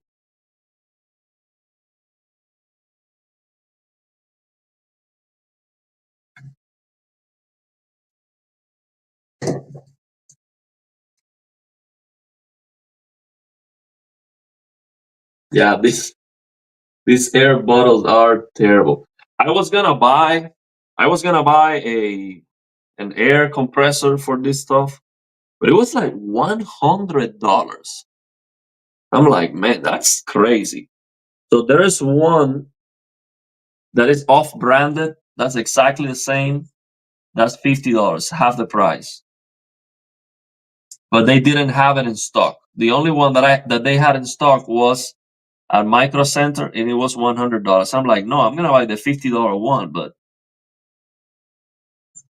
I have to wait. I have to order it through Amazon and then wait. So because I needed the air that day, then I just bought these cans. But I have not ordered the air compressor yet. But I think that's the best, to have unlimited air, unlimited compressed air. I think that's the way to go. So it's 5:15. So I'm gonna do this because we're gonna do a stream with gaming tech. Oh, I forgot to bring the other phone. So let's do this, man. I'm gonna finish the stream because we're gonna go with gaming tech in 15 minutes. We're gonna do the stream with gaming tech. So we'll keep going. And after that, probably gonna keep streaming, finishing the build. So yeah, I'm gonna leave it there, man. Thank you very much for for sharing this time.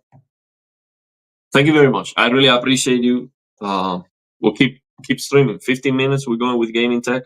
I'll try to keep cleaning it as good as I can, and then I'll see you back in 15 minutes if you want to stay.